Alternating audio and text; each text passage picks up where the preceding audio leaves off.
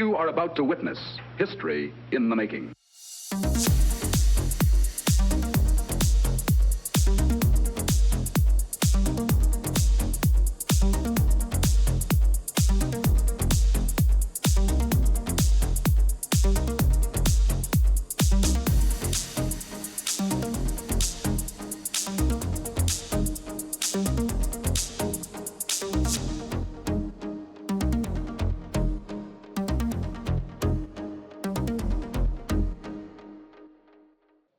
Hello, good morning, good afternoon, good evening, and welcome to another Pop Culture Gamers podcast. My name's Haydn, and I'm here as always with Steve. Steve, how are you doing? I'm here and still alive, luckily. Well, I'm quite sure you've got a lot to tell us about your exploits in terms of your safety. Yeah, you can say that. Yeah, I class it more than near miss, though. yeah, but at least it was a miss. That's the main thing. So, might as well get straight into it then, Steve. So, what's happened? So, do you remember I mentioned that Sainsbury's awards night? Yeah. Time ago. That's where that's where I was on the way there from good old sunny Bournemouth to Northampton. I'm on the M40 and I'm in the middle lane. I'm doing about 50-60 miles an hour. And this lorry decides to cut me up and push me out of the middle lane to the fast lane. Ow. And I hit a car in the fast lane. Then I span 360 through 3 lanes back onto the grass verge on the left-hand side of the motorway. So, yeah. That's gonna shake anybody up. Is that some crash? I can't believe I'm still here because that could have been so much worse than what it was. The guy with the Mini had a few bumps in his car. The lorry from Istanbul, who was driving on with a left-hand steering wheel, couldn't speak English.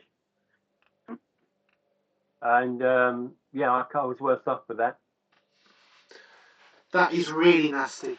Really nasty. Yeah. I mean, the car could have flipped. I could have done all sorts, really. Well, you could have killed outright. Yeah. Luckily, all the vehicles behind me pulled to a standing still when I went through what I did. So,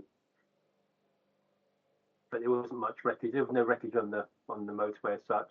But called the police, dealt with it. Yeah, and just feeling the aches and pains a month later.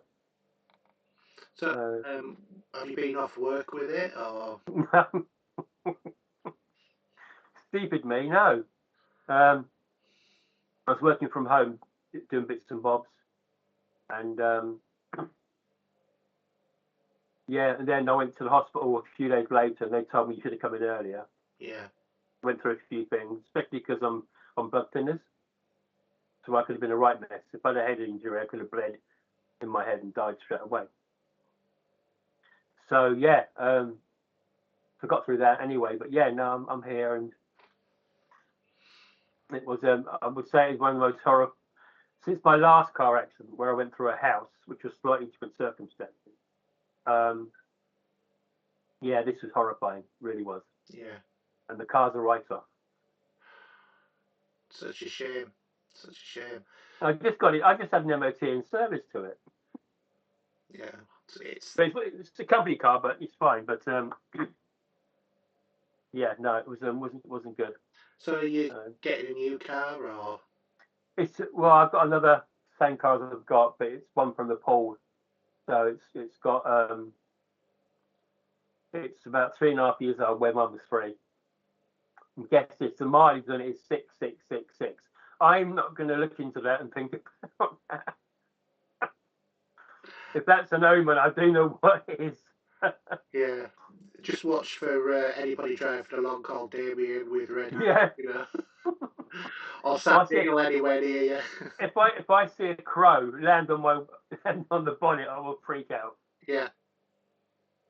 So there've been hire cars for this last month, which is handy. It's only been a month, so under the tax regulations, I don't have to claim it. So yeah. But yeah, I'm here. Same old. So yeah. Yeah, well, thank God that you're okay from it, Mm. because that that could have been so much worse. Yeah, and there have been it would have made a lot of grief everywhere else as well, Absolutely. But yeah, but yeah, that one that nearly topped going for a house with a car as well. But there you go, that's an old story for another day. Yeah. So. Okay. So obviously that's a big negative in your life. Anything positive been going on? Well, work really. Um, so when did we last talk?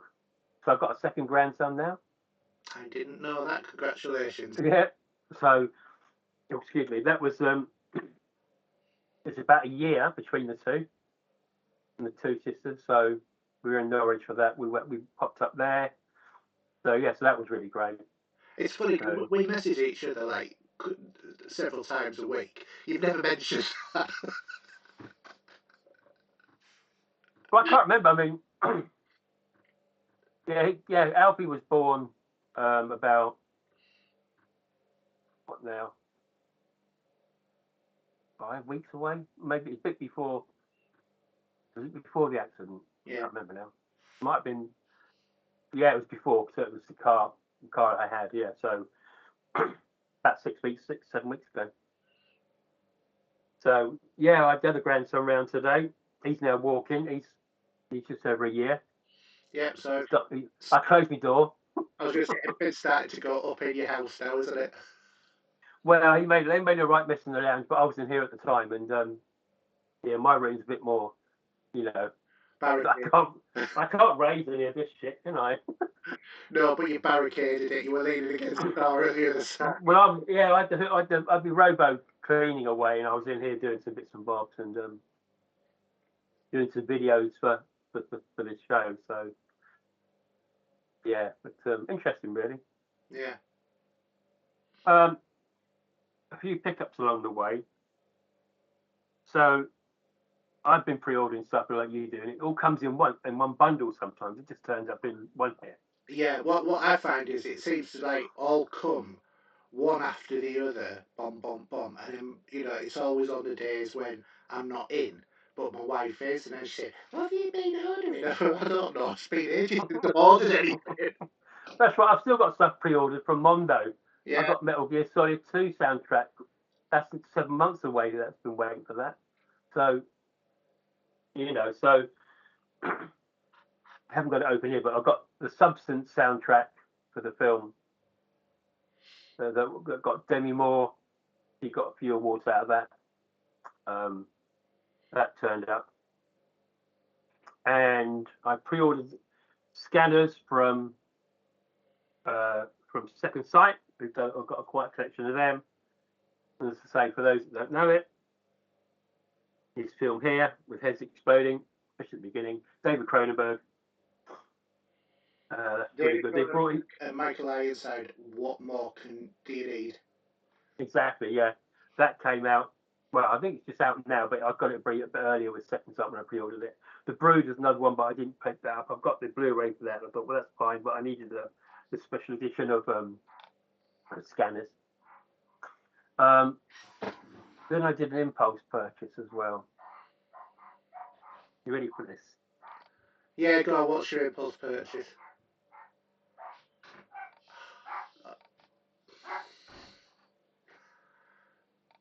The soundtrack. Yeah, 6 albums. So, although this just come out on, it was available on clear vinyl and stuff like that. I've got the special black edition. Right. We call it. Yeah, it comes with 6 albums. What I've done, what I will say, I'm in the middle of still doing my vinyl care. Yeah. But each one comes in its own disc like this. There's about 80 tracks, I think, for the whole game. But as I say, this is what I've been doing now. So I've got these archive sleeves. So I'm replacing them as I go. This is the same guy that did Fallout 4. which is actually going to be, which is another edition of that is coming out soon as well, in Christmas. So I've actually picked that one up. I didn't have that. But yeah, really good box set. It's available on Juno, is where I picked it up from. But there's no broken things with it. It works. It's not Bethesda special. I won't lose it in a hole in the floor or something like that, you know. Yeah, you don't have a chalice floating above your record player or anything like that. No. Yeah, and the back, I like the side of that as well. It's really cool. If you bought the special edition of the game, you have got the score on the Xbox. You can play it. But I'm glad I've been wanting this for some time. So yeah, that was really good. The last thing to cheer me up, should we say, is about a 60th anniversary, which we need to talk about and try and get someone on. Yeah. So the 60th anniversary of Thunderbirds. Oh yes, indeed. And Corgi have re-released all the models in a 3-box set. Now, I don't know if I can show how good the cameras will be. There's Thunderbird 1. And it does actually close as well. Okay. So one box has Thunderbird 1, Thunderbird 3. But my favourite, I don't want it to close. I do. There's a second box, the pink one I don't have, which is Penelope with Fab 1. So there's the green one. So you know what will be in there. And this is perfect. This is Thunderbird 2. And the pod comes out, the legs pop out. And in there, you can put Thunderbird 5. Thunderbird 4. Oh, 4, sorry. 4, there it is sitting there. Yeah. They improved, they got the colour spot on now than what it used to be. The last edition was very a shiny green, if you know what I mean? Yeah. But I've taken it apart, and there we have the pod there, Thunderbird 4 on it. And here is what you've got is the rest of the model there. And if I just release them like this, it's going to go. And there's the legs as well. These are die cast metal and really well put together. There was another edition that Anderson was doing on the show as well, with a different type of box. Mm-hmm. But these are fine. That just clicks in place. If you want to know more about them, there is a podcast. They did a podcast with Corgi guy on it, talking about what they're going to release. So yeah, so that quite heavy as well. Yeah, it looks good. You know, the anniversary is in September. So pencil that in your head for that at some point. They are going to do a new 4K release of the series in original format. So not like the disorientated widescreen that we've got at the minute. And before September, Corgi are going to be able to pre-order for Thunderbird 5. And Thunderbird 5 will be able to have the docking for Thunderbird 3 as well. But the box will be twice the size of that, apparently. It'll be like this. So I would keep it, if you're interested, keep your eyes peeled for that for Corgi. A lovely set. I used to own these as a kid, so this is why I decided to purchase them. They've made a load of them, so they're still out there to purchase as well if you fancy it on the Corgi website. And if you're like me, Haydn, I think you'd like to have them sitting on your shelf. To be honest, I'm getting to the point of no shelf room. Yeah, I literally have no shelf room because I've got right along in front of me is all Star Trek, and this side is like Battlestar Galactica and Thunderbirds and Space 1999 and a couple of other things. Mm. I'm at the point now of I actually need this shelf that goes right the way around me to put my 4K Blu-rays because I've run out of space under my desk. So I'm going to have to think creatively about where the hell I can put some of these, and I might have to put them away, which is a real shame because one of the things I was really wanting to get was the refit Enterprise from Corgi. Oh, I'm looking into that. Yes. Yeah. Now, which one did you pick up in the white box? That was I picked up both. I picked up the original TV series and the Next Generation Enterprise D. Was that on Corgi or someone else? Okay. But the new one that was out, I think January, the refit of the Enterprise. But I think it's similar to the one we have. More or less, there's more detail on it than the Eagle Moss one. But the Eagle Moss one I got is right. That's quite. This is more or less exactly the same. Obviously, with just more painting details. But obviously, the Eagle Moss one is the A. And I want the original. Yeah. No, I agree. A, B, C, or bloody D. Well, funny to say it because there's another company I've been noticing on Facebook. Have you seen it? Oh yeah, I have. Yeah, do you know how much that is? It's a subscription, isn't it? It's £640. Yeah, it's Oh, not that. I know that. I know that I've emailed about. All right. So that one that was a Kickstarter. Yes, it is. It's a Kickstarter, and it's a effects grade. Yeah, no, it's it's huge, isn't it? Yeah, and it looks. Oh my god! I mean, it looks. Where would you put it though? It's so huge. I would kick my wife out of her room, and I would have it on display there. I've actually. It's you or the Enterprise. I knew about that last year, and I saw the Kickstarter. Well, and I've emailed them again, but you can email for just to know about it again. So yeah. But there's another company that are doing Star Trek models. Yeah, I think they've just taken over the Eagle Moss line. They have.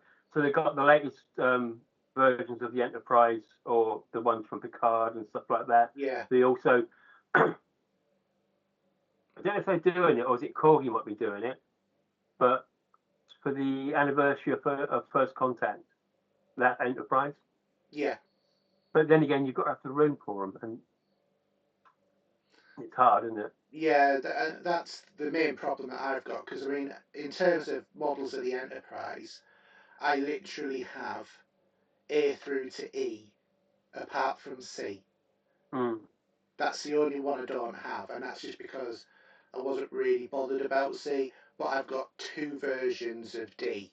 I've got the dual nacelles and triple nacelles, and I've got two versions, of the original Enterprise, the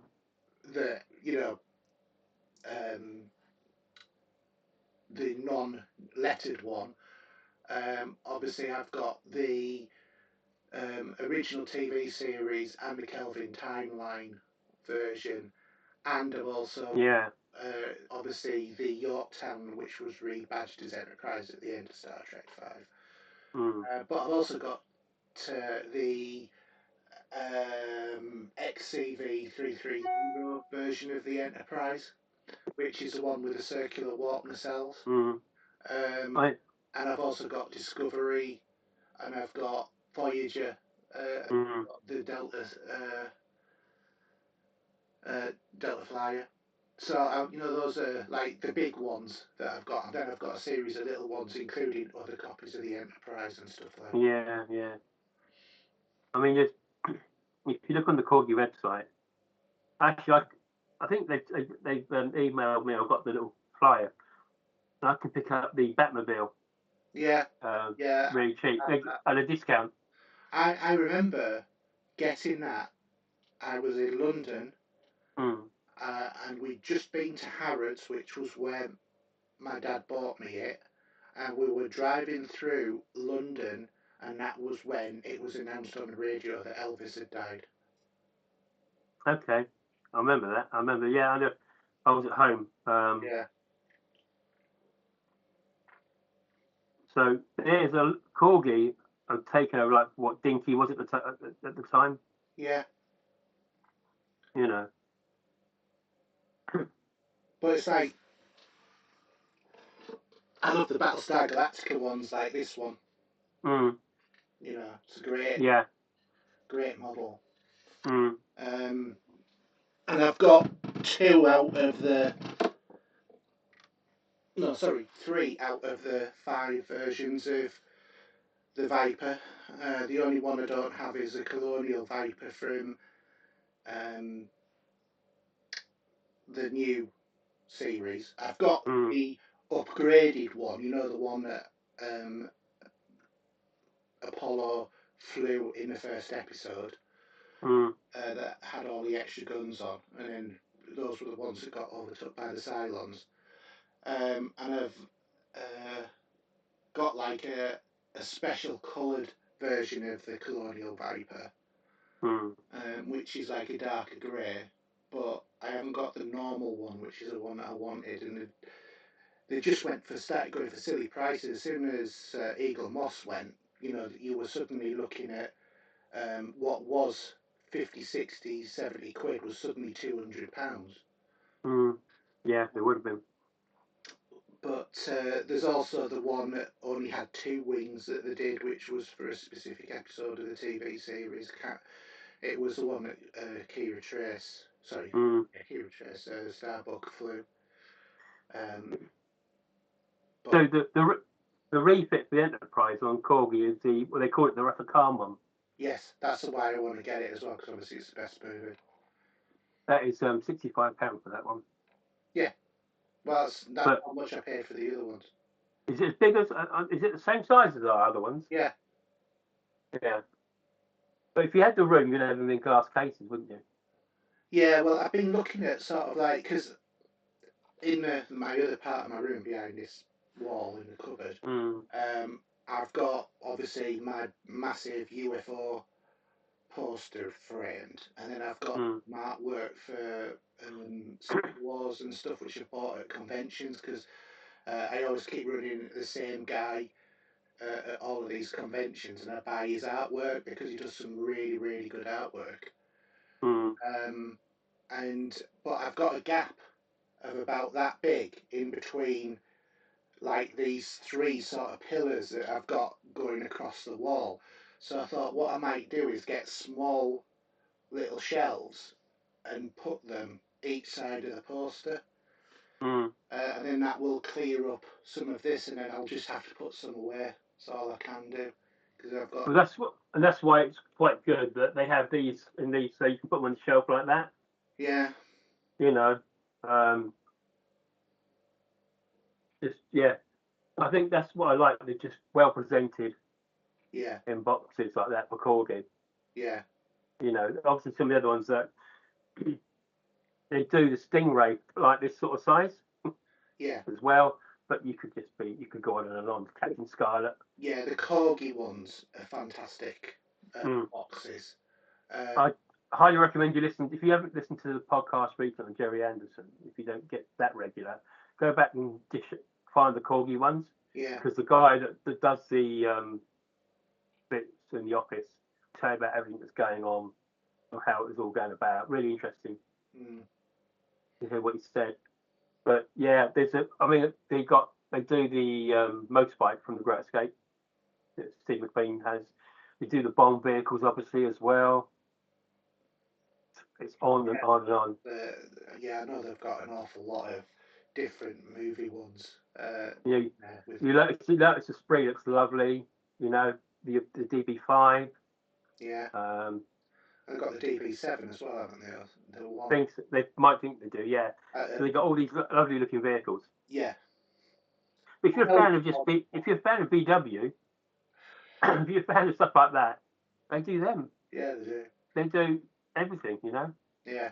And if you're into warplanes, they do like, you know, they do a nice Spitfire. I'm a bit of a fan of the Spitfire myself.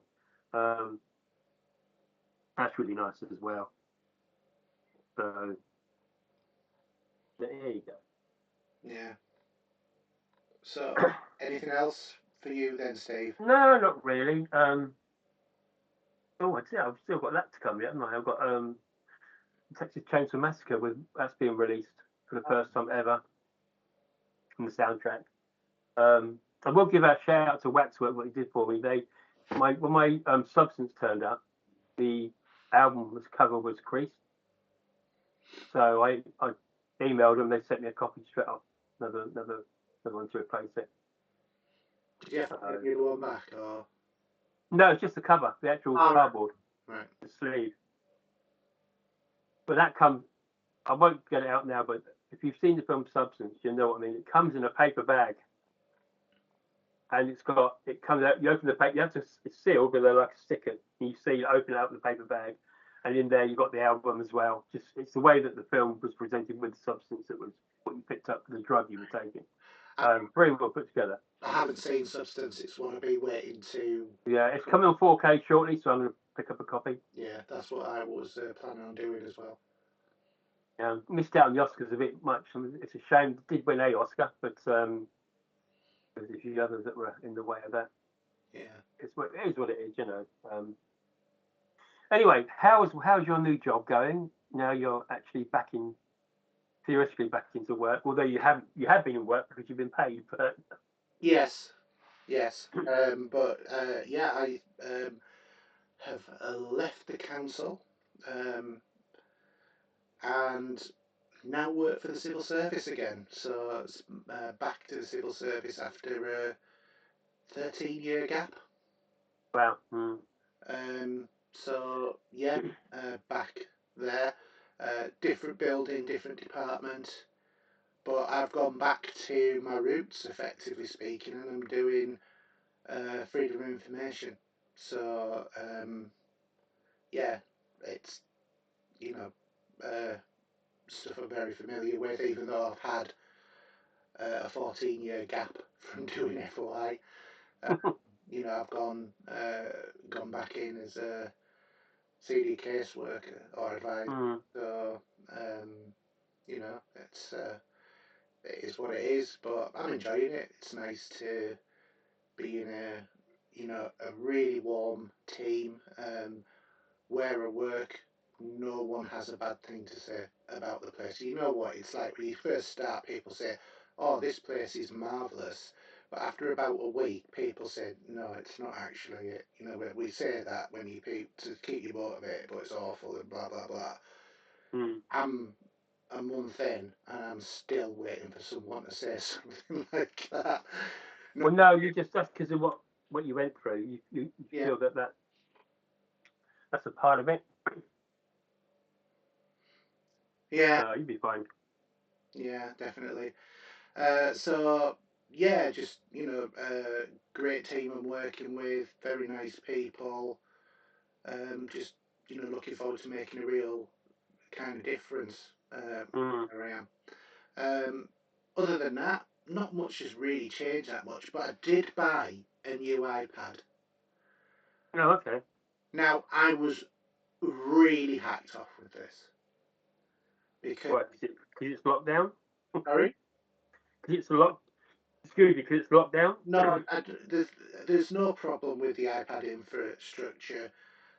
Because you can use all the same programs that you can on anything else, plus you can use all of the Apple stuff that you can't use on the other programs, and it has a lot of, quality of life benefits if you've got the Apple Watch, the iPhone, and an MacBook, and an M4 Mac Mini, all of which I have. Like this show is being done on a Mac Mini, for example. So in terms of the issues that I've had was they never announced that they were actually releasing a new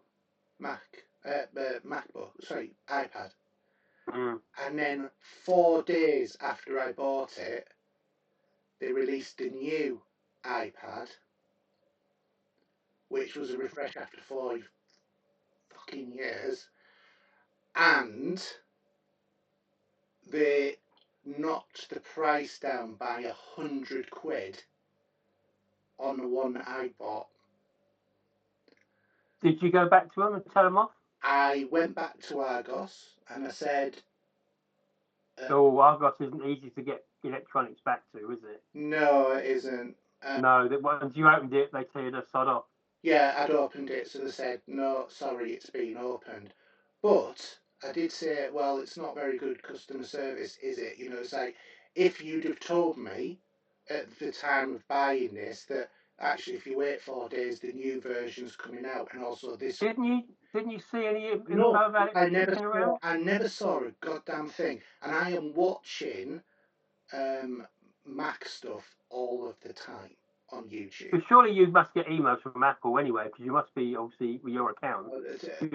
To be honest, I don't read half of those things because there's so many of them, and it's but if it says new announcement, yeah, something, you know what I mean?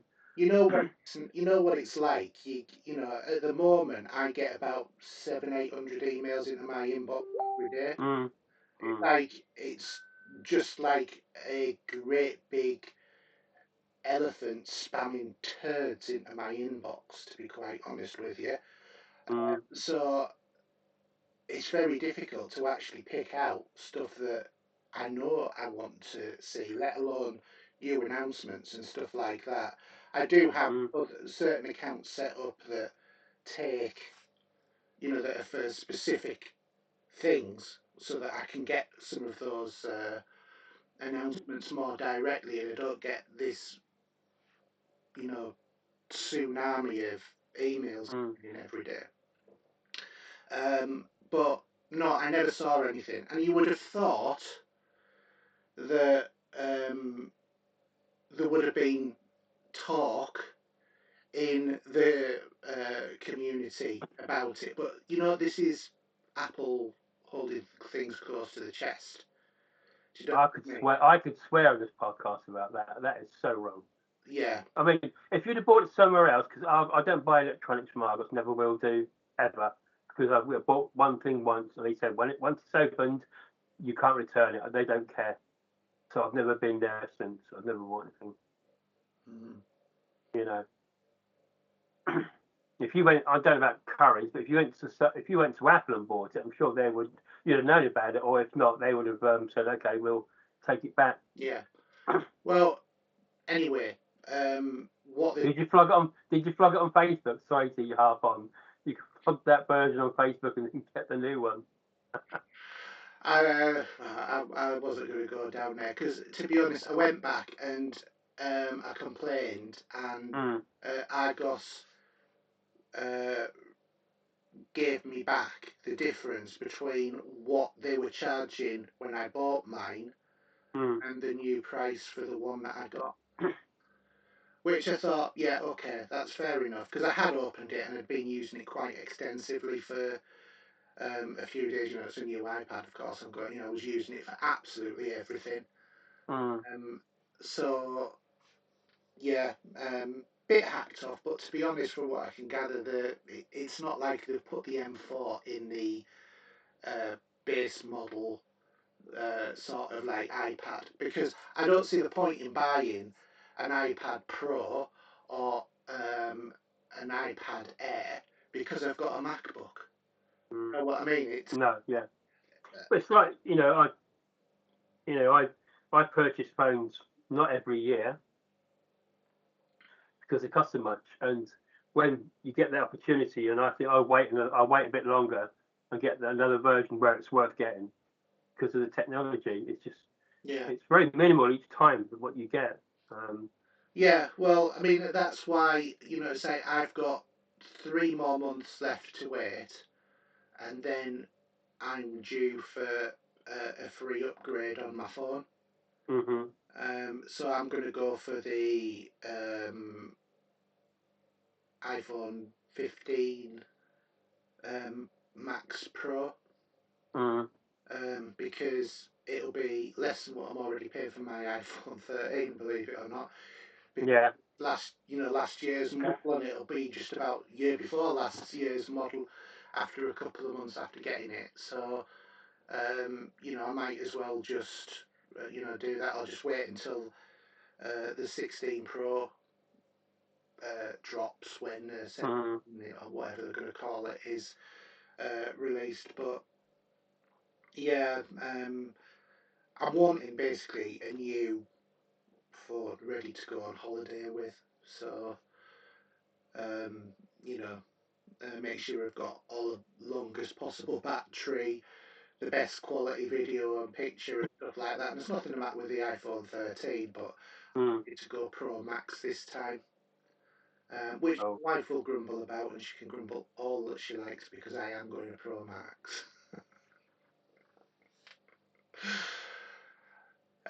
Okay. Yeah. So yeah, that was it. But one thing I have been doing with my iPad is using a pencil with it, or a stylus basically, which it does amuse me, the fact that Apple have gone down this route of you can now get the Apple Pencil, which is just another way of saying stylus, to use with the iPad. Especially when Steve Jobs, the whole point of him bringing out the iPad and stuff like that was to say, look, you don't need a pencil or a stylus. Yeah, well, there you go. This one that comes with my Samsung. Yeah. Well, I mean, the other thing as well is because I've also got... They call it an S Pen for Android, but there you go. Yeah, but I've also got a Kindle Scribe, which has got a pen as well. So, I sometimes I often use that to do scribe. Actually, that's more like writing on paper because I got a titanium nib rather than a plastic one, which doesn't damage the screen, but gives more of a feeling of a rollerball pen, which is really nice. And it was only like £5 or something or other like that for the stylus. So yeah, it's not too bad. So anyway, shall we move on to gaming this week? No longer a dream, but a reality.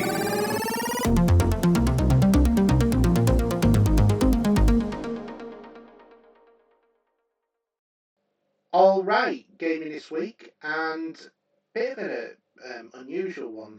There was a tweet which was coming from Microsoft about the wider ecosystem for Xbox. I know what you're gonna say. It's in my head. I know.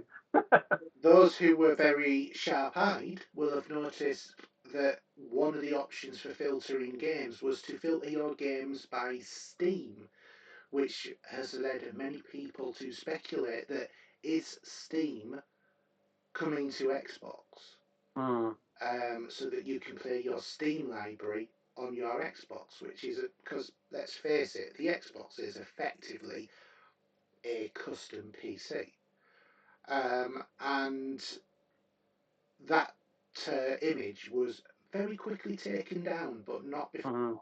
Very sharp-eyed people also did screen grabs and stuff like. Oh, and a few podcasts and bits and bobs came out over that. Yeah. Yeah. So there's been a lot of speculation. I personally, my thought is that this was something that they thought, let's put this out and let's see what the reaction is. So that unless it was Stream and not Steam.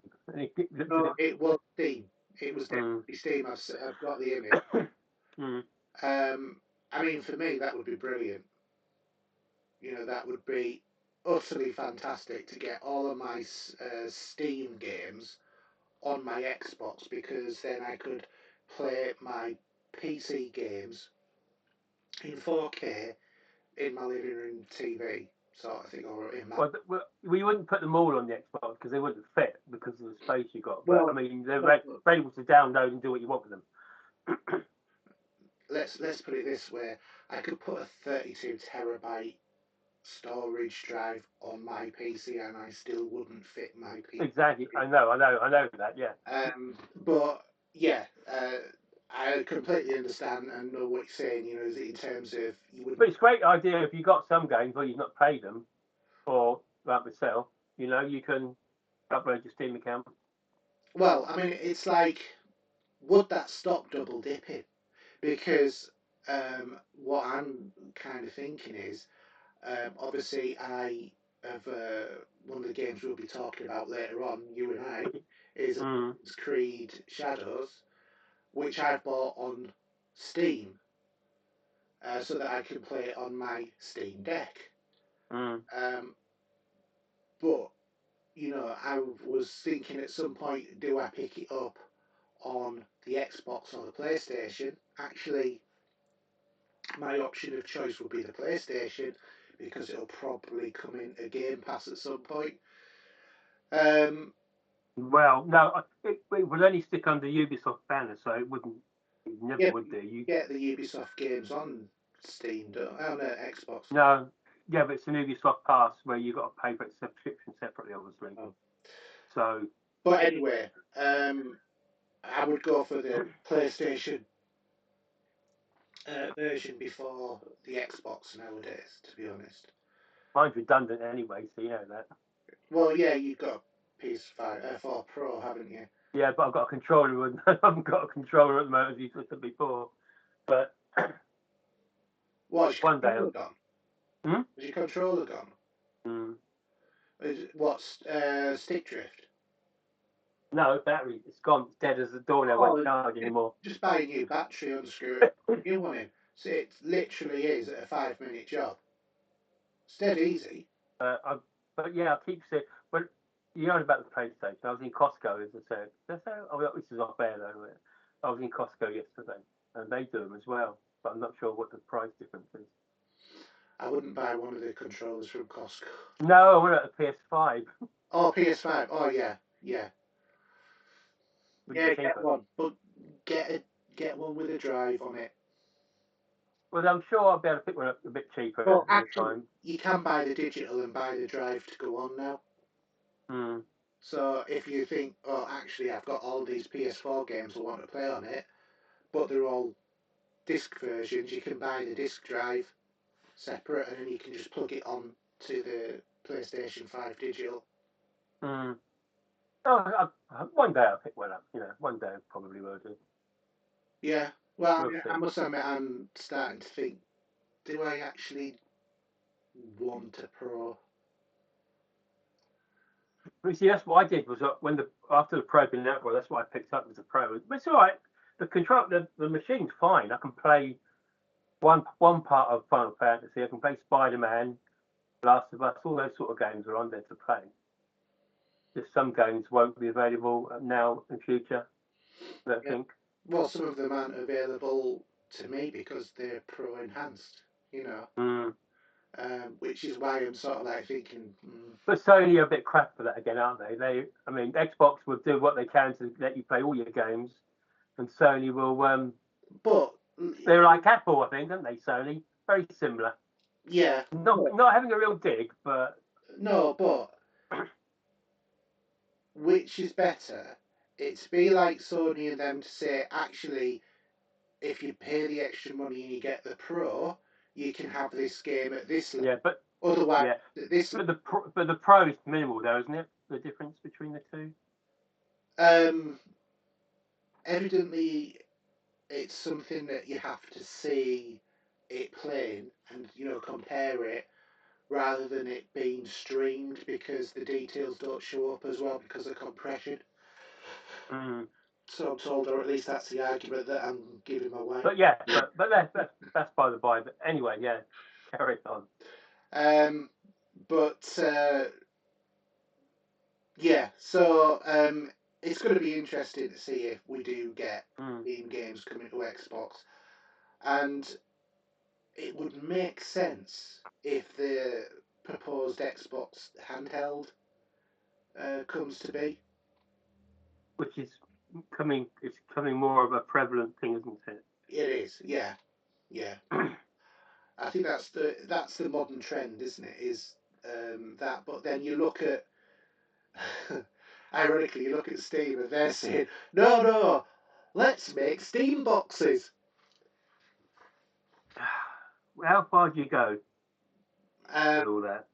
Well, I mean, this is a question, isn't it? It's a $64,000 question. Mm. And then at the other end of the scale, you've got the Switch 2 has been finally announced, which was, like nobody hadn't guessed. And now we're just waiting to know what the specs are, which I believe is in next month's Switch revealed. Mm. And I honestly think Nintendo should call their online system on, because then you could switch on. Yeah. The other thing you haven't mentioned in there yet, which again I'm having a dig at Sony because Xbox are so loving to the Sony community. That Indiana Jones is coming next month. Yeah. Yeah. And Starfield will probably follow as well at some point. I thought it was coming. No, it's not. I think it's prevalently, but yeah. But you see, this is this thing about sharing, isn't it? You think, we'll make money out of it, but the other people can play it. And Sony are doing that because they won't share any of their games with Xbox. Yeah. I mean, some of the Final Fantasies via the other company or that builds them, obviously we'll bring things out, but then to share it with Steam. Yeah, the latest Final Fantasy, for example. Well, you know what I mean? Spider-Man 2, Spider-Man, Miles Morales, God of War Ragnarok, The Last of Us. They've all been converted over to PC, and the Final Fantasy games as well. Got the remakes as well, the latest one. Yeah. So when you got part 1, obviously, on my PlayStation. Yeah, we've got part 1 and part 2 on the PC. I've got. Mm. So it's like Sony are doing a lot with Steam. But they're just digging their heels in with Xbox. Yeah. I mean, that could kick them in. If they could kick them in the face if the Steam thing becomes prevalent, then Xbox will say to you, you can now play PlayStation games on your Xbox. Well, I mean, they've been quite, for want of a better term, smart with it, because in order to get achievements or trophies and to do some stuff, I understand that you do need a PSN ID, which I think that they will probably then try to encourage you to subscribe to their services and stuff like that, which some people will take up. So, so they get some of the PC market there, because let's face it, the PC market dwarfs the console market. Mm. I suppose from my point of view, though, if that does happen, then I wouldn't need a PS5, would I? You'd need a more beefy PC. Yeah, but if whatever will play on the Xbox, it goes that way round, yeah? Yeah, but I'm quite sure that they'll probably turn around and say, Steam, you can put it on Xbox all you like, fill your boots, but you're not streaming our games to the Xbox. But I don't know, why don't they all sit around a table and actually just stop this squabbling over we don't want crap? to, though, because at the end of the day, if we don't want a monopoly or an oligopoly, what we want is a market. So but you can choose your platform of choice and play any game you want, the same as you and you. Your own platform of choice is different. Do you know what I mean? It's like yeah, I mean, if you look at like the Android market, loads of people do it, and then they differentiate stuff by the individual bits of software that they run and stuff like that. But we need markets to be competitive with each other. Well, there still will be, because obviously Sony, if stuff slowly just on the Steam from PlayStation, obviously the newer games won't. When the latest version of The Last of Us comes out, or the latest, or whatever game it can be, the latest thing to come out, it will take a little while to get there. Yeah, but if you say smartphone, there are two brands that stand out straight away: Apple and Samsung. So you don't think Huawei Google. or the Google Pixel or anything like that. You think No. the Samsung Galaxy or you think the iPhone. You know, those are the one. Those are the top two, as it were. Everybody else is not even in third place. They're in, much the right down the pecking line, I think, because the Apple and Samsung just keep hopscotching each other as which one's got, the most interest in their latest product. But they're not far apart from each other as they go. Do you know what I mean? Really? Yeah. It's much of a much. If you're an Apple fan, fine. But Samsung. Well, I mean, it's somebody I know they were like saying, "Oh no,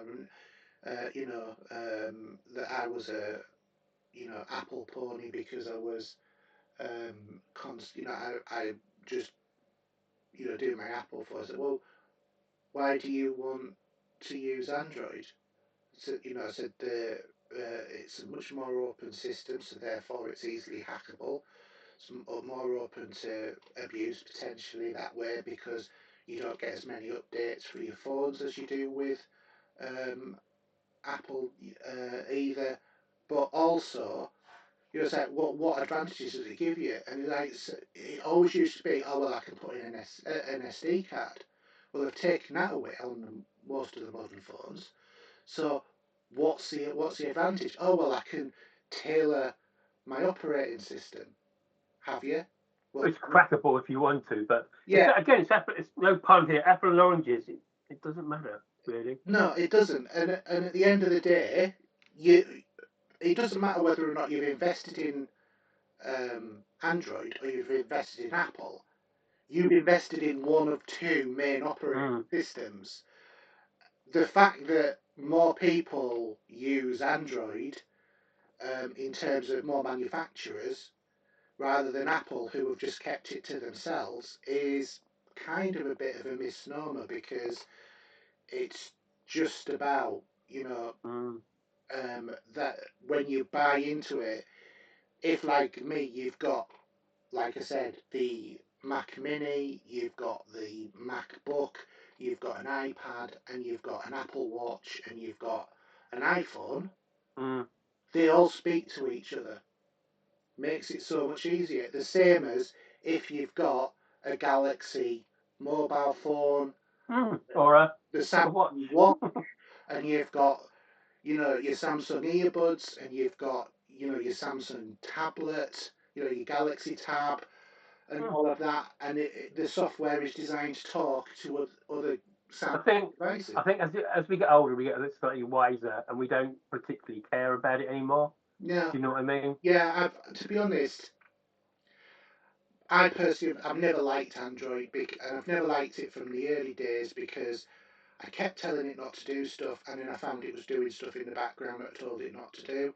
So I gave up with it as an operating system. That was years and years ago. Apple, I tell it not to do stuff, it doesn't do it. Whether or not, things have changed in Android, I don't know, because I've now been so many years with Apple, I don't want to learn Android.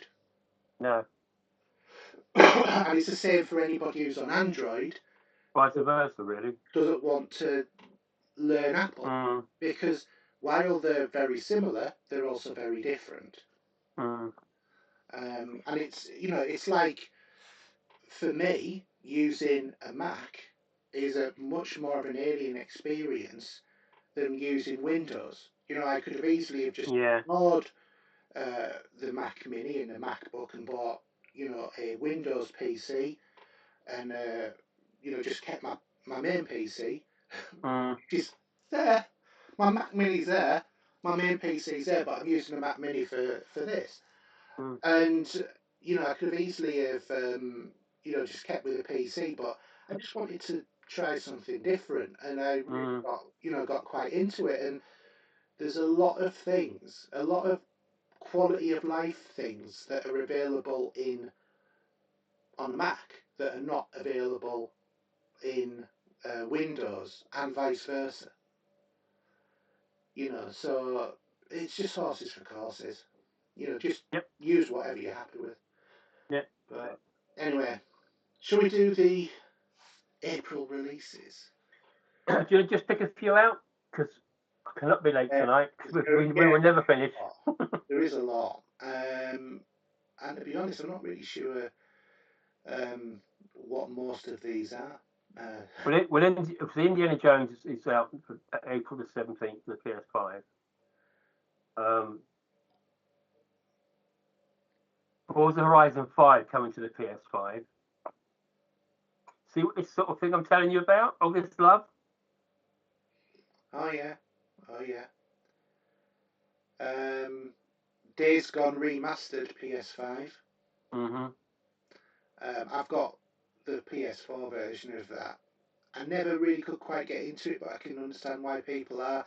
And I know that people in our community have been playing it on Steam Deck, another PC port, and been really enjoying it as well. So Terry, yeah, I've been watching your posts on it. Don't worry.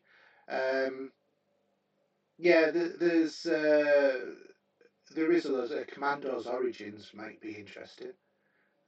I think that's a redo of the Commando games from years ago. Right. There's Crashlands 2, Monaco 2. Yeah, there's all the big games you know about as they come out each month. We're still waiting for. But I don't think there's anything like really earth-shattering that's coming up in that list other than the Indiana Jones on the PS5. I suppose Forza Horizon for a point of view of trying something different. Yeah. They all used to play in Gran Turismo and stuff like that. Yeah, let the PS5 owners actually have a decent spot, a racing game instead of Gran Turismo. You know, something that's an open world as well. But that won't be. Is that just 5? Isn't it? It's not. It's not the Playgrounds one, is it? So. Forza Horizon 5. Yeah. Oh, Forza Horizon, yeah. Horizon's the open world one. Yeah. Yeah. But anyhow. So Steve, what have you been playing? Destiny. FIFA. Actually, no, it's not called that. It's called FC25, actually. FC25, okay. I did mention about winning that game, didn't I, last time we spoke? Have we done that? Can't remember. Yes, I think you did. So I won it on Twitter, on X. I won a copy of the special edition on there. Yes, yeah. So I'm still playing that, of course. Ultimate Team and everything else. Football's a bit thin on the ground at the moment with the internationals, so not that you know about it. That's nice. I did the grinding, should we say, on that as well. Destiny 2, we can sort together. We've been doing Guardian games. Yes. Which I think the Titans are going to win it this year again. I think more than likely will be. People really like Titans, and I don't know why you would want to play a character that looks like that they're somebody who's helping out in the kitchen. I know what you mean, yeah. With their little tea towel dangling from the walls. Yeah, I did actually swap characters just to get my tea towel for the Guardian games, and the same. Well, it's got me cloak with the Hunter. Yeah. As well. But yeah, no, I really enjoyed doing it. I only really wanted the shader, the Godly Ray shader, which is a color changing effect on your equipment you're wearing. I've just completed the next part of the story. Did that over the last couple of nights, which is pretty good. I'm still grinding away at it though. There's other bits to do. Is that for the Heresy? Yeah. Heresy, yeah. Yeah. So the next part comes out in about a week, I think. Yeah. No, day after tomorrow.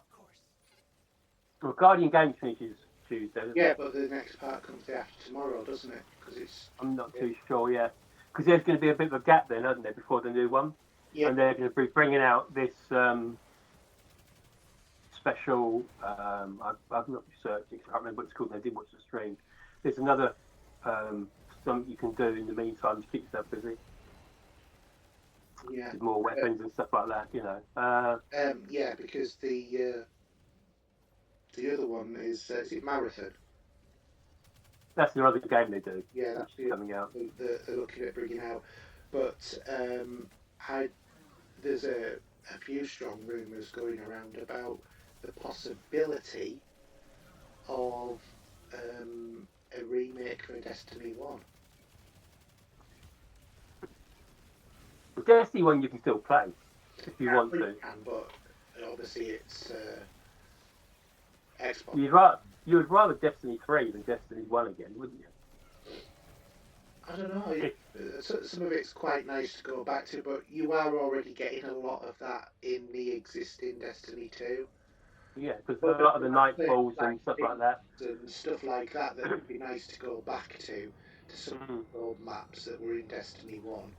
Do you remember when you used to do the House of Wolves thing and you used to kill the wolves and then go out of the map and then come back in and reopen the chest again to see if you could get extra drops? Because there's all those keys we were using at the time, weren't they, for that, if I remember rightly? Yeah. But yeah, no, it's all right. There's a few things we need to tidy up on anyway. Well, we need to do that one with the anchors. Yeah. I'm desperate to finish that, but I want to get my Guardian up to the next level in terms of, the overall pass. So I think I need to do one co-op mission. Oh, sorry, I know what you're about. Yeah. And was it a Grandmaster Nightfall?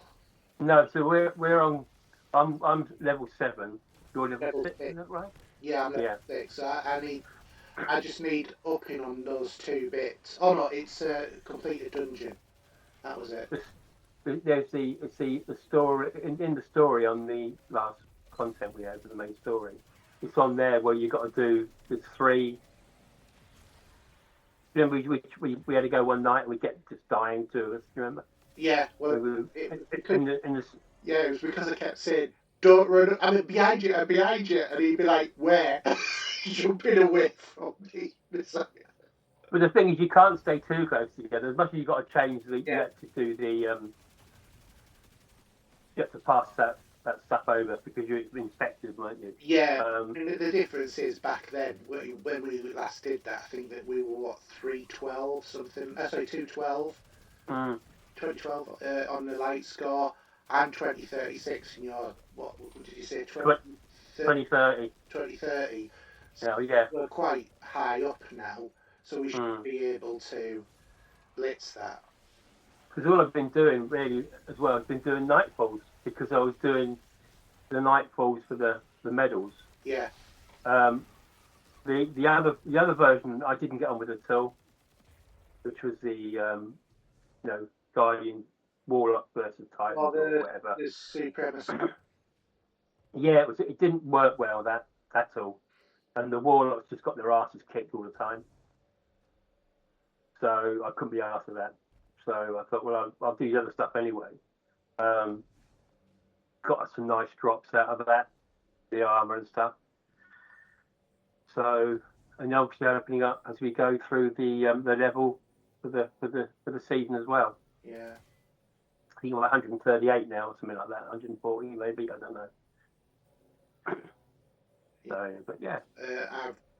I think I'm at the end of. I can't go up anymore on the season pass until you open up Act 3. So you must be 200 then? No, 150. Is it? Oh, okay. 150 is the next level. 150 is where it stops, so you don't get any. Oh, okay. I thought it was 100 each time, maybe. No, it's 100 for Act 1, and then 50, and then 50. Which is. So I'm not far away from that. I can just keep doing Nightfalls. Yeah. Stuff like that. Well, all I tend to do, I'm doing now, is just coming in, doing the Nightfalls, getting the pinnacle gear, and then leaving it now. For a week. Yeah. Yeah. Because on Guardian Games I got the champ and things because I completed Guardian games, did everything. Mm. You need, Oh, so you did all that. You did some of that online stuff with the against different. oh yeah, I played Supremacy. You didn't have to play that much of it, to be quite honest with you. Well, you do, I think, for one of the for the Oh, you did? weapons. No, I think I played about 8 games, something like that. Mm. I suppose it depends upon how well you do in Supremacy. Yeah, But because if you've got a bunch of idiots you're playing with, then you don't stand a dog chance. yeah, exactly. But And all have been linked with these idiots, so you were what what I really hate is these people who have like super builds that you're shooting at them, and their health meter is going down really slowly, and then they just go bang, one shot. dead. Yeah, and it's not like, for God's sake. I mean, I do look at builds. I'm running a build at the minute using my arc shotgun. Is it shotgun? It might be a pulse rifle. I can't remember now. One of the exotics you got given. And so yeah, I can sort of use my super, and then it'll bring it back in about 20, 30 seconds, maybe a minute, worst case. Yeah. And then I got it back again because you're just getting all that arc sucked back into you. So. Well, I mean that's why we need to do that mission. I mean, we might need to have one night just have a look at builds and go through what we got and what we're playing as and how you're putting your armor on. Yeah, because I keep swapping mine around, experimenting with different sort of builds now. So I quite like Strand as one of the powers, but the weapons I find are a little bit underpowered. Arc weapons seem the best. Well, to be fair, there is the new sidearm that came out called the Lotus Eater. That's Void. Yeah, and I got my build for that. I got an A class. So on that, I've got on mine. I have got. Show me it. I don't think it will inspect it. So I'm running with. Let's have a look. Not beacon round. So as long as you have got destabilizer and rounds on your Void sidearm, you can't go wrong. No. Because you're popping away and they all just explode around you. Yeah. Especially when you're playing, doing nightfalls and stuff like that. To be honest, the Lotus Eater, even if you haven't got that on, it still does great damage. Even if you don't have that as one of the. I think that is the main perk to use for it. That if you have, it's the same as with the call when we had that as well. And the other side was Tenacious Mastery. Yeah. And with that one, you needed Chill Clip, which was the main one. And I got 2 gob rolls of that, 2 different versions of gob rolls, but you both using Chill Clip. But yeah, no, I'm back up to 700 revolt again. I did data load out, but I've got more in, so it's fine. It's what it is for that side of things. But yeah, I keep going through my like CG to see what I can take away. So yeah, it is what it is, Having good fun with it. Although I've been not very well and just been playing on my own in the corner. Yeah, you've never been on when I've been on. No. Anyhow, should we move on? Because we. Yeah, do you want to mention about Assassin's Creed? Yeah, so I don't know about yourself, but it's a good-looking game for starters. The lighting, everything else in there, it looks gorgeous. Whether that's PC, I know PC will give it another level probably, but it still looks amazing on the Xbox. And it's done really well. It's like 3 or 4 million copies have been sold. Yeah. And with all the haters out there, which I'm not going to say why they're hating it, because I'm not going to talk about that and give it any sort of airing. Yes, I'm 7 hours in. I've just done the mission for the Forge. I don't know if you've done that one yet. One of the first missions you can do. So in your hideout, you can then get a forge where you can upgrade your weapons. No, but I've just met the guy in the village who runs the forge. But that's it. You've only got to talk to them, then go back, and you can build it. Yeah. And then you do that. I'm doing the tea ceremony. That's the story I'm on at the moment. Now I haven't got any story open at the minute, other than obviously you've got a load of big dudes to kill. Yeah. Through the story mode, with what's gone on with how the mission started with the girl. This one with the tea ceremony, it's so that I can infiltrate this particular layer, so that I can kill. I'll find out the details of who I need to kill, who was, one of the main antagonists. Oh, I must have done that then, because I've got now a map. I've got like all the faces of the killers. You know when they were all in the beginning of the story, all in the horseback. Remember that bit in the beginning? Yeah. Well, all of those are now on a map. Yeah, I've got that. I've got that, but this this one is unmasking them. Oh yeah, to kill them, you mean, though? Yeah. So yeah. I'm doing a mission to unmask the second one because I've killed the first one. But yeah, I love the game. I mean, it's going to be inevitable to compare this to Ghost of Tsushima. Yeah. For me, Ghosts looks more cinematic in terms of the leaves falling and stuff like that. But I think that Assassin's Creed's probably got the slightly better story, and it's also, but it's got also the weather changing system as well. Yeah, but I think we had that on Ghost as well. Yeah. We see, we've got to remember though that Ghost was only on the PlayStation, so a lot of people have never played it because they've only got, Xbox. Or if they're on PC, they can play it on PC. Yeah.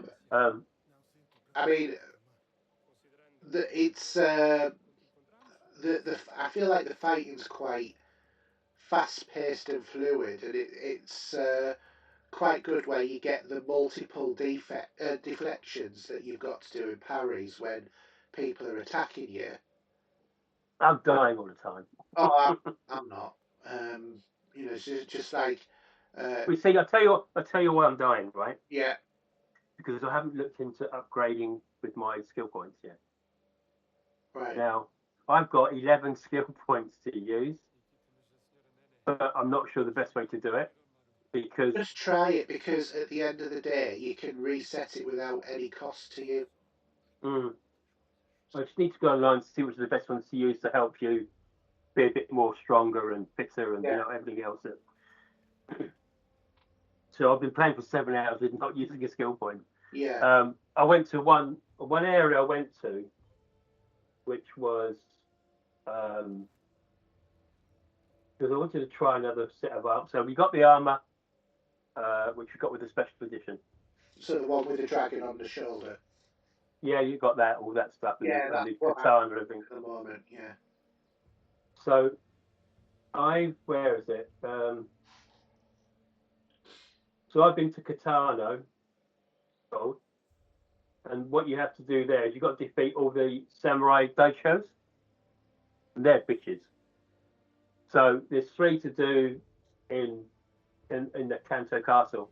At the top of the point where you can do the get to the top and see the whole area.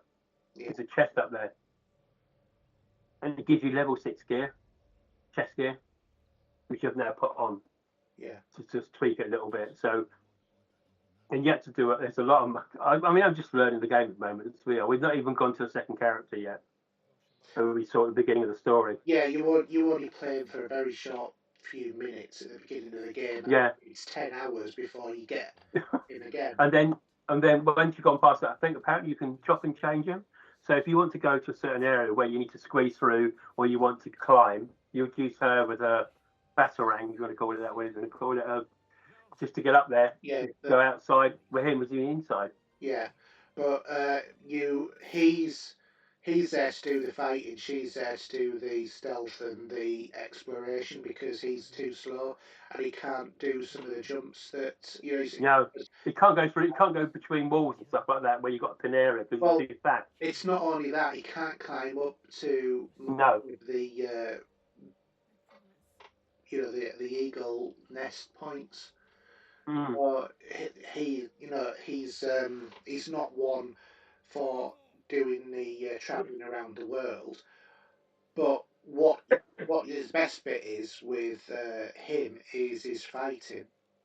So if you got like I've had about six people on me, it'd make it like work of it compared to her. Yeah, but then again, you've got her and you've got the one where you've got the chain in the middle. That's supposed to be very good for crowd clearing. As I say, I'm not on the right stick, right trigger when you got all that to play with. I've not opened it yet. I have to look. Yeah, because you know about if you the top one's obviously a light attack, and the bottom one is heavy attack, and then on the right. Yeah. But if you hold down the left, or you can hold it, you can hold the katana back, then to take it in there. Do a more heavy strike. And a lot of the time, when you do even a light strike but held down, you'll quite often just take people out and go. Also, if you do an assassination, you get a katana next, so you can kill another guy with a katana from a distance as well. Yeah. So I think I haven't played Assassin's Creed for 2 games ago. Yeah. And I didn't touch Valhalla.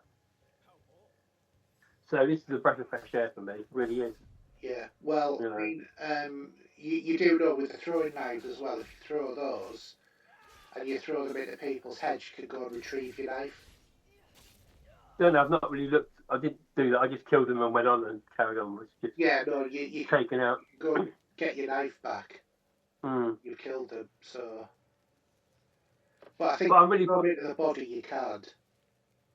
No. The map's quite big as well, isn't it? I've noticed. Yeah, they reckon it's something like 52 square miles, whereas Ghost of Tsushima was 11 square miles. When you look at it, you've got level 23 on one side, you've got level 29 in Yamato. See, this is what worries me about the game, because this is something that I noticed was happening an awful lot with Origins, and especially with Valhalla, is that you get to a point in the game where you need to venture out of the area that you're in, but everybody's super overpowered compared to you. So you'll be like level 12, and Well, we had that in Destiny, didn't we? Remember back in the day when you go down somewhere and they got question marks. Well, the time scale for doing that was much shorter for doing that upgrading your thing. Whereas, if you're like level 12 on Assassin's Creed, to get to level 25's hours and hours and hours of grinding. To get there, in any decent sort of like time frame. And I just think that that'll be something that puts people off. I think that they need to be a bit more intelligent in terms of the way that they up the levels in the areas, because there are ways that you can change stuff so that you can change the difficulty. You can make things to be story based, so you can just enjoy the story, or you can have it so that like the enemies don't see you as much, or they're very strict if you want to make it harder. And also there's a toggle button for if you want to do. You can unlock everything on the map if you want. Oh yeah, you can unlock them. Everything. I haven't done that. But there is a toggle that you can do so that you can, in effect, make any assassination kills one-hit kills, irrespective of what the level of someone is. So you can go into the higher level areas and do an assassination in that way. As long as they don't see you and you kill them, then Yeah. The only thing I've really done is I turned motion blur off straight away. Yeah. Went and turned that off.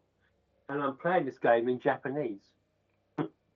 So I'm using subtitles. Listen, you know, then you have to be more attentive to what you're doing. You can't get disturbed. But then it's more real to me. Are you using the exploration mode, or are you using a guided? Um, that's in gameplay, isn't it? Let me have a look. So I've got guided exploration mode turned off. Off. So you're having to send scouts out and find locations. Yeah. Yeah, I've got scouts going for that as well. Aim assist is moderate. Dialogue icons for everything. Quick time events on default at the moment. You see, Photo mode's on as well. You know. yeah. I mean, this is a great thing about how you can customize the game to how you want to play, because you know me, I like to play a game, get it done, move on to the next one. Yeah. But sometimes that's not. You want the experience and immerse into it. Then, especially with role playing games. Yeah, but if that was the case, like an Assassin's Creed game, I'd go into a new game plus and play it harder. I'd want to do the first playthrough just to go through the story and enjoy it, and then I will either pick it up on a different platform, like for example PlayStation or Xbox, and play it on there on a harder difficulty. You know what I mean? But that's the way I like to do it. Not everybody's the same as me, and I completely understand where people are, want to do it harder right from the off. But I've got guided mode on because I can't be bothered messing around. So, well, to be fair, I'm going to come across it when I'm roaming around anyway, so I'm not fussed. You know, I'll tell you one good one is if you're a little kiddie and you're a bit underage, I've got the sense. No, but I've got dismemberment on and also blood FX on. You can turn it off. Yeah. Because I love the way you can take your head off and stuff like that.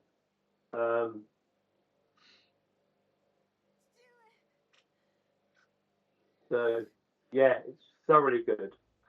I don't understand about how Ubisoft. I know you better jump in then with the store and that, because it's a bit overwhelming that you can spend these credits for these points. There's so much that you can unlock with it that's locked behind paywall. But can't you earn some of that though in game? Yeah, you can, but you earn 5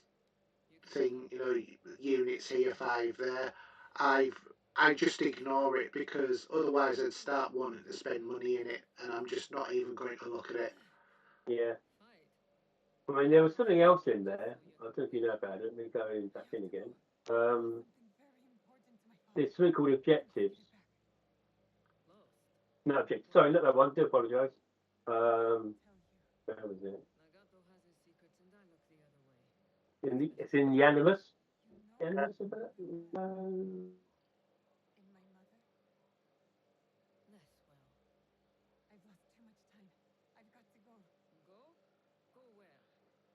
There's something in there where it's got like a bit of armor you can go for, but it's called legendary, and it's like I don't know if it's a story playthrough or not. I don't know what it is. Yeah, it'll probably be Ezio's armor or something or other like that. They always seem to do that, even though that this is like. Well, I don't know. This is. So here we go. So this is called Shadows Project. Right. And you got the legacy not started, and you got final reward. Then there's the awakening not started and undiscovered data. Yeah, some of that. One of those isn't unlocked yet because that's part of the. Is that the more content that we've earned for paying for the multiple edition? Yeah, so some of it's stuff that's not open to us yet. But then again, I do have Ezio's armor for Destiny. That finally became available. Yeah. First it was to buy, but I got it anyway, as in another route. But there is an Ezio looking armor for Destiny. For Destiny, I've got the 2 stormtroopers at the Emperor's. Yeah, no, I'm boring. Star Wars gets boring now, but yeah, I'll wait for it to come cheap before I purchase it. But with the Matrix colour scheme on it. That's one of the shaders. Yeah, for what's the name? Gambit. I think it is. No, it was the Heresy one. Where was it? Heresy, I'm sure. Anyhow. Yeah, but I mean, in terms of Shadows, I've had no problems on PC. I know that some people have been saying that they've had problems, but PCs are configured in so many different ways. But my PC's played it fine. I didn't There's been a couple. the drivers. I've had a couple of updates recently. Yeah. There was a big update about a day ago. The game. Yeah, I haven't seen. There was one update that came through, but I've not noticed any real difference to it, to be quite honest. But it's a beautiful game to play. Like I said, it's not as cinematically beautiful as Ghost of Tsushima, but it is still it's a looking game. And I have played Tsushima, by the way. I do have an actual copy of it myself. Yeah, but one thing I will say about this version is the expressions on the characters' faces are fantastic. Because a lot of the time you get this very sort of like plastic movement, don't you? Whereas, you think about the one game that always stands out in my head as having fantastic facial features was LA Confidential. Well, sorry. LA Noire, you mean? Noir. That was not the Confidential, that's the movie. LA Noir. Because that was the thing about that movie. And this looks like they've used a similar sort of engine. So you do actually see very subtle changes in people's face, in the skin. You'll see, creases appear, all that sort of stuff. The level of detail that they've gone into it, it's fantastic. Yeah, no, it makes me want to go and watch Severance Samurai again, which I've got on my PC, on my hard drive. So I need to buy a copy. I need to get a 4K copy of that. I've been meaning to pull the trigger, the Seven Samurai. But I've got a few of those sort of movies in my collection that I love to watch. It should give you that feel as well. The same, I think. I haven't had this sort of good feeling since Ezio in Assassin's Creed. There are some rumours of stuff which I don't want to really talk about. I'm hearing Ezio gets something to do in this somewhere. I might be dreaming of something I read, but well, it wasn't alive in this period, so no. But it's the Animus, remember? It doesn't matter. Yeah, that's true. But no, I thoroughly enjoy it. It's really, I think, if you want another RPG to play, this has got to be the one to play. Yeah, but to be honest, I didn't think that Mirage was too bad either. Quite enjoyed that one once I got. I mean, I'll pick it up at some point. Valhalla, I'll probably pick up cheaper. Mirage is far better than Valhalla. Valhalla was long and drawn out, and I just felt like you were in mucky environments all the time. It never. Well, you're Vikings, isn't it? Yeah, exactly. So anyway, let's move on to movies, TV, and streaming. In quest of a better life.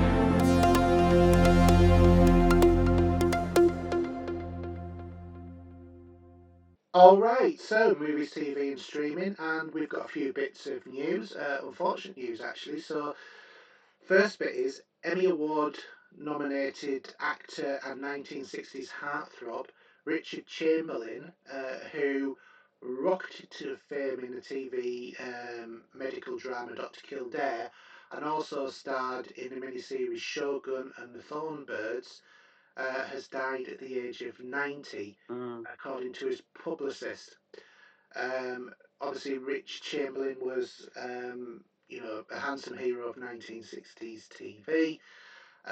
With Dr. Kildare, who also found a second career as award-winning king of the miniseries, and unfortunately died at the age of 90 on Saturday in his home in Hawaii, following complications of a stroke. Shame. I mean, you've not mentioned one thing, which is one of my favourite movies of the 70s, because he was in The Towering Inferno as well. Yeah.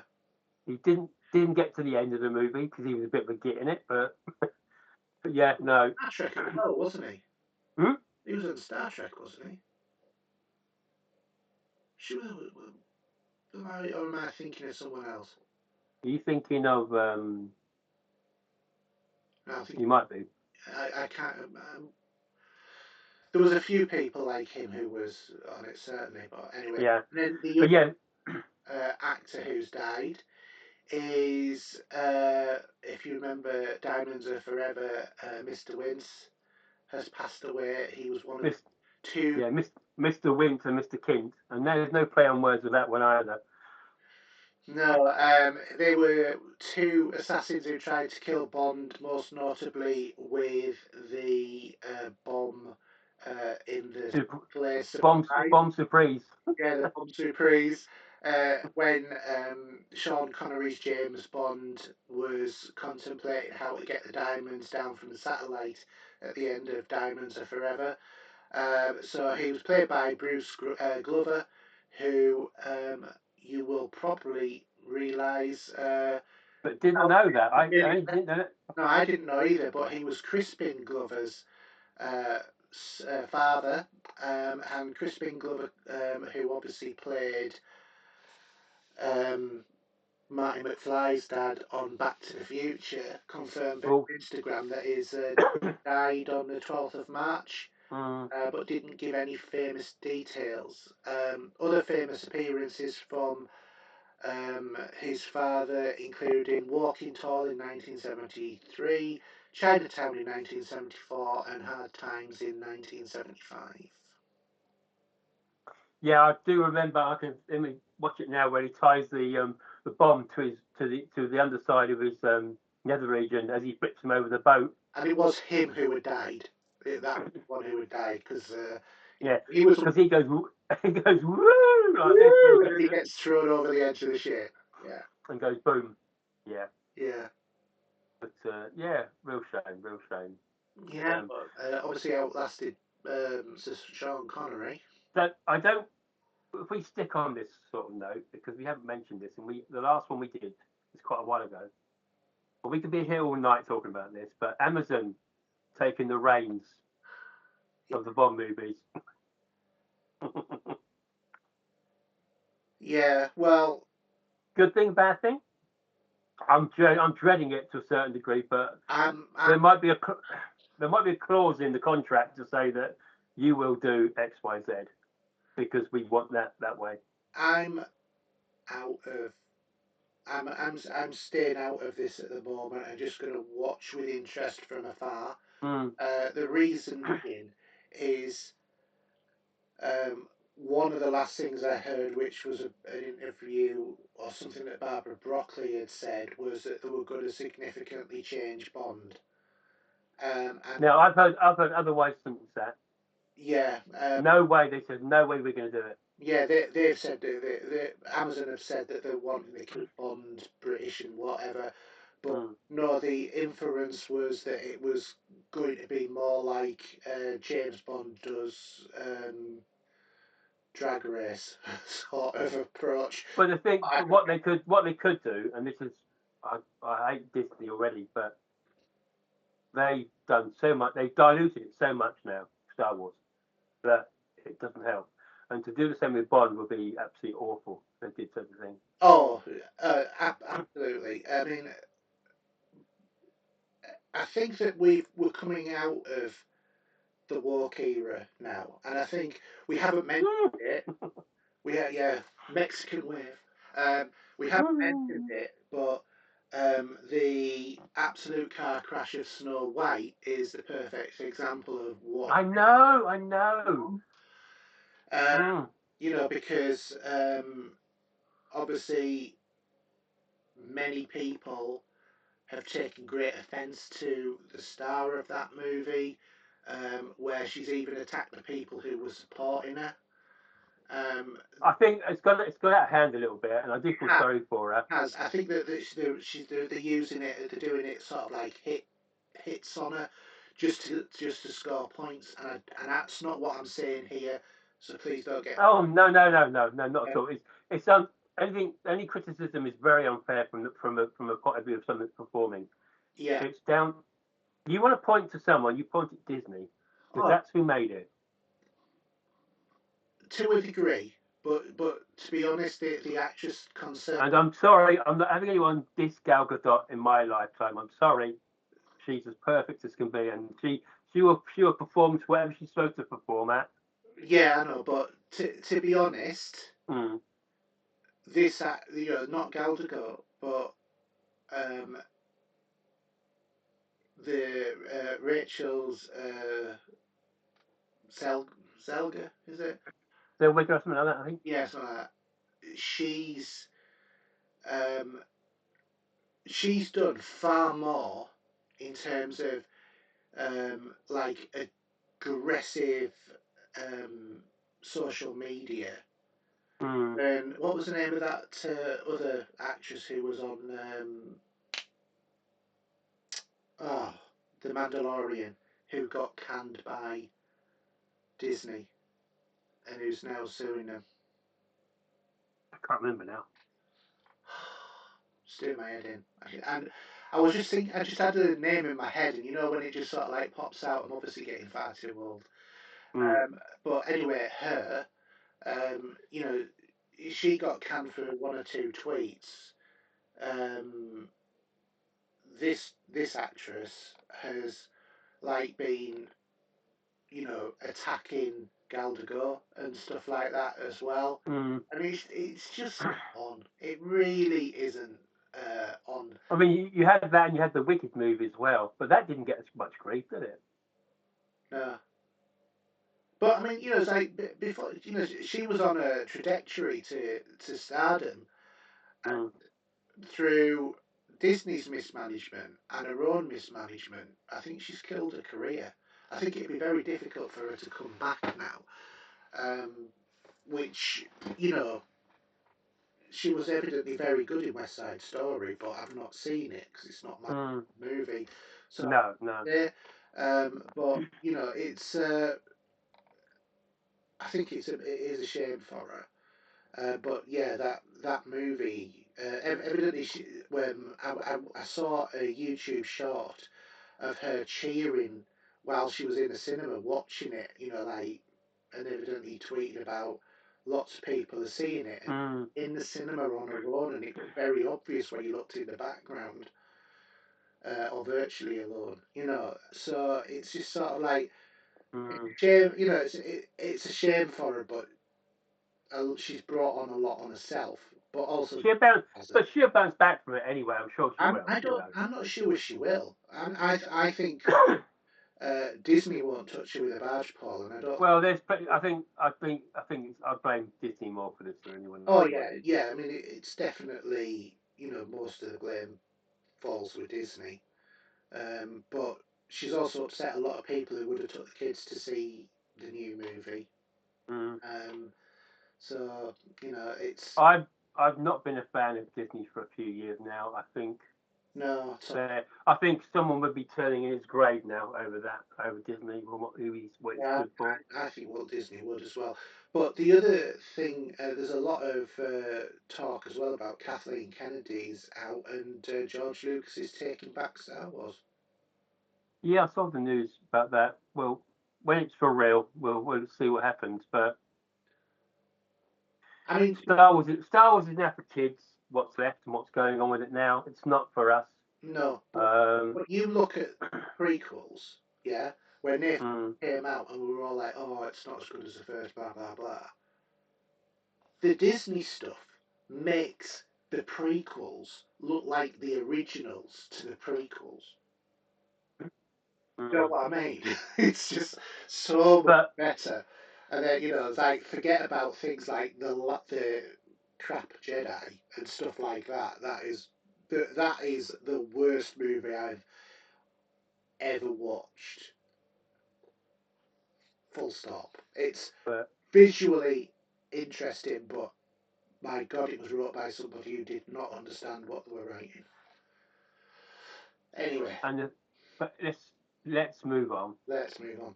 So let's talk about the movies coming out and 4th of April. Anything there that grabs your liking at all that you can think about? Get your building blocks on because it's a Minecraft movie. And I thought you were going to talk about Until Dawn, which is I'm much more looking forward to. That's later. That's later. April 4th. Minecraft movie. I know the kids would love it. Yeah. It'd be ideal for them. And I've got to admit, on April 4th, guess where I am? Go on. Well, where do you think? Oh, what, the cinema? Well, what do you think I'm going to see? Go on, Minecraft movie, yeah? No, I'm going to go see the Rocky Horror Show at the... Oh, okay. Well, I wouldn't know where that was going, but yeah. Yeah, no, I'm not going to go. I'm not going to go and see the Minecraft movie. And a matter of fact, my wife has said that she's going to go with her brother to take my son to go and see that, because I just thought, no, I don't really want to see that. So the movies, we've got Minecraft movie, Death of a Unicorn, Sebastian, Mr. Burton, The Martial Artist, Sylvanian Families, the movie. Isn't the Martial Artist, is that the meeting up of No, it's not. It's not. No, that's Legends. That was it. It's Legends. Okay. Yeah. So the 6th of April, we've got the 6th the musical live. 11th of April, which is my birthday, we've got the Amateur Drop, the King of Kings, and the Return. The 18th, we've got Sinners and the Penguin Lessons, and the 25th, we've got The Accountant 2, The Quest for More Money, and Until Dawn, The Legend of Ochi, and Just Keeps Quiet. So I'm looking forward to the Until Dawn movie. Have you seen the trailer for it? No, I haven't. Yeah, it's good. There's a movie coming out just after that week in May, which I'm looking forward to, and I'm going to drag the missus to the cinema for it. That's Final Destination Bloodlines. Oh, right, yeah. I watched the trailer the other night. That looks fun.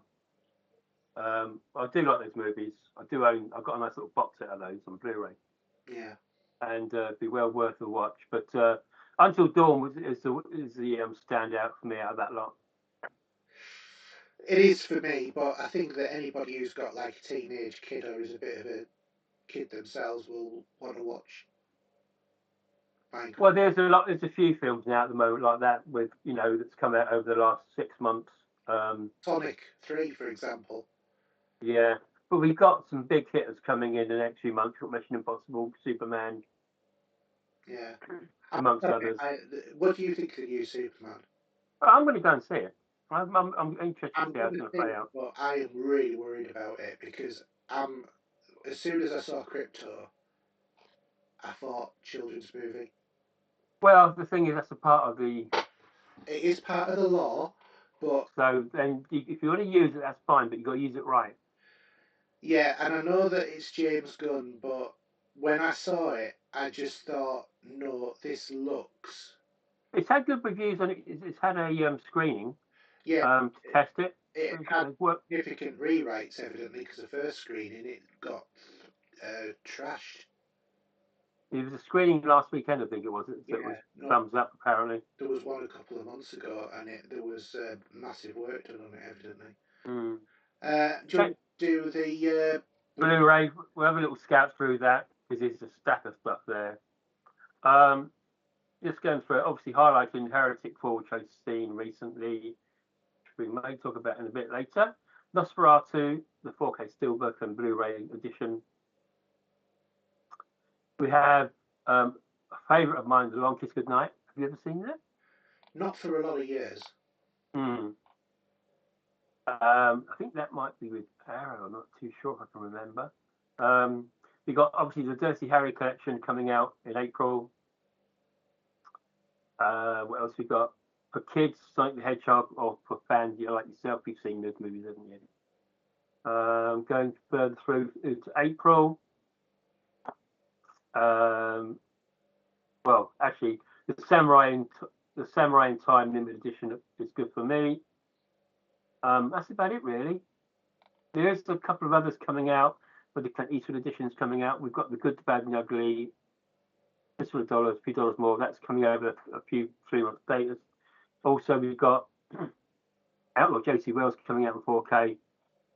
And what's the other? There's one more as well. I can't think from my head what it is. Maybe it isn't. Maybe that's the three. True Grit? No, I think that was it. I think it was Dirty Harry, Outlaw Josie Wales, and what did I say? Unforgiven. No, Unforgiven's already come out. There's a few more to come yet, but yeah. Okay. Cinema charts? Yeah, so Well, cinema charts, we've got Mickey 17 at number 5. Number 4, Black Bag. At number 3, we've got Bridget Jones' Mad About the Boy. At number 2, Near's Ear 2. And at number 1, which will be the only time it'll appear there probably, is Disney's Snow White. And I think that 3.8 million out of the 3.856 million of those tickets were bought by the lead star herself. Mickey 17 is supposed to be quite good. I've heard good reviews of that. Some good stuff about that. Bridget Jones came out actually in February, didn't it, for Valentine's Day? Oh, I'll tell you one thing we never mentioned, and it was such a crying shame as well, but the passing of Gene Hackman. Absolute tragedy. Gene Hackman and his wife both found dead at their... Did we not mention it? No. No, we didn't. No, I can't have done. No. I've been talking about it to a few people. Yeah, we've talked about it, but he was... they were both found dead at their Hollywood home. Evidently, his wife had passed away, and unfortunately, Gene Hackman was suffering from advanced Alzheimer's and dementia, and had been wandering around the house for a few days, and then had a heart attack and was found dead on his doorstep, evidently. So, such a shame for such a great actor. But that did spur me on to go and buy the Blu-ray, because that was the only one I could find, of the French Connection 1 and 2. Great movies. Yeah, exactly. And obviously, he was a villain in Superman. Don't forget that. Oh yeah, he was the definitive Lex Luthor. Certainly better than that joke of Lex Luthor that we had in Batman vs Superman. Someone really should have told him that the Joker was not the same as the Riddler. Anyway, do you want to do the next the chart? Okay, so 5 to 1, we got the Blu-ray DVD chart. Number 5, we got Deep Blue Sea, which is Arrow releasing the 4K edition. Down to 4 is Gladiator 2. In at 3 is Mona 2. Wicked's down from 1 to 2, and The Penguin is at number 1. Yeah, I've got Gladiator 2 on 4K. Any good? Was it any good? It's all right. It ain't Gladiator, is it, though? It's not going to be patch on it, is it? No, he's not Russell Crowe. You know, it's not. You know, my name is Maximus Decimus Meridius. All that. And if you've not seen Deep Blue Sea, a great flick. I mean, the Arrow have done a 4K release of that now. Great movie. A good shark film. I haven't seen it, but I know of it. Really? Yeah. Samuel Jackson's in it as well. I'm not really one for shark films. I know that they're your bag because you like Jaws, and yeah, I do have the 4K of Jaws, but they're not ones underwater movies that I really go for. The only underwater movie I've ever really gone for was The Abyss.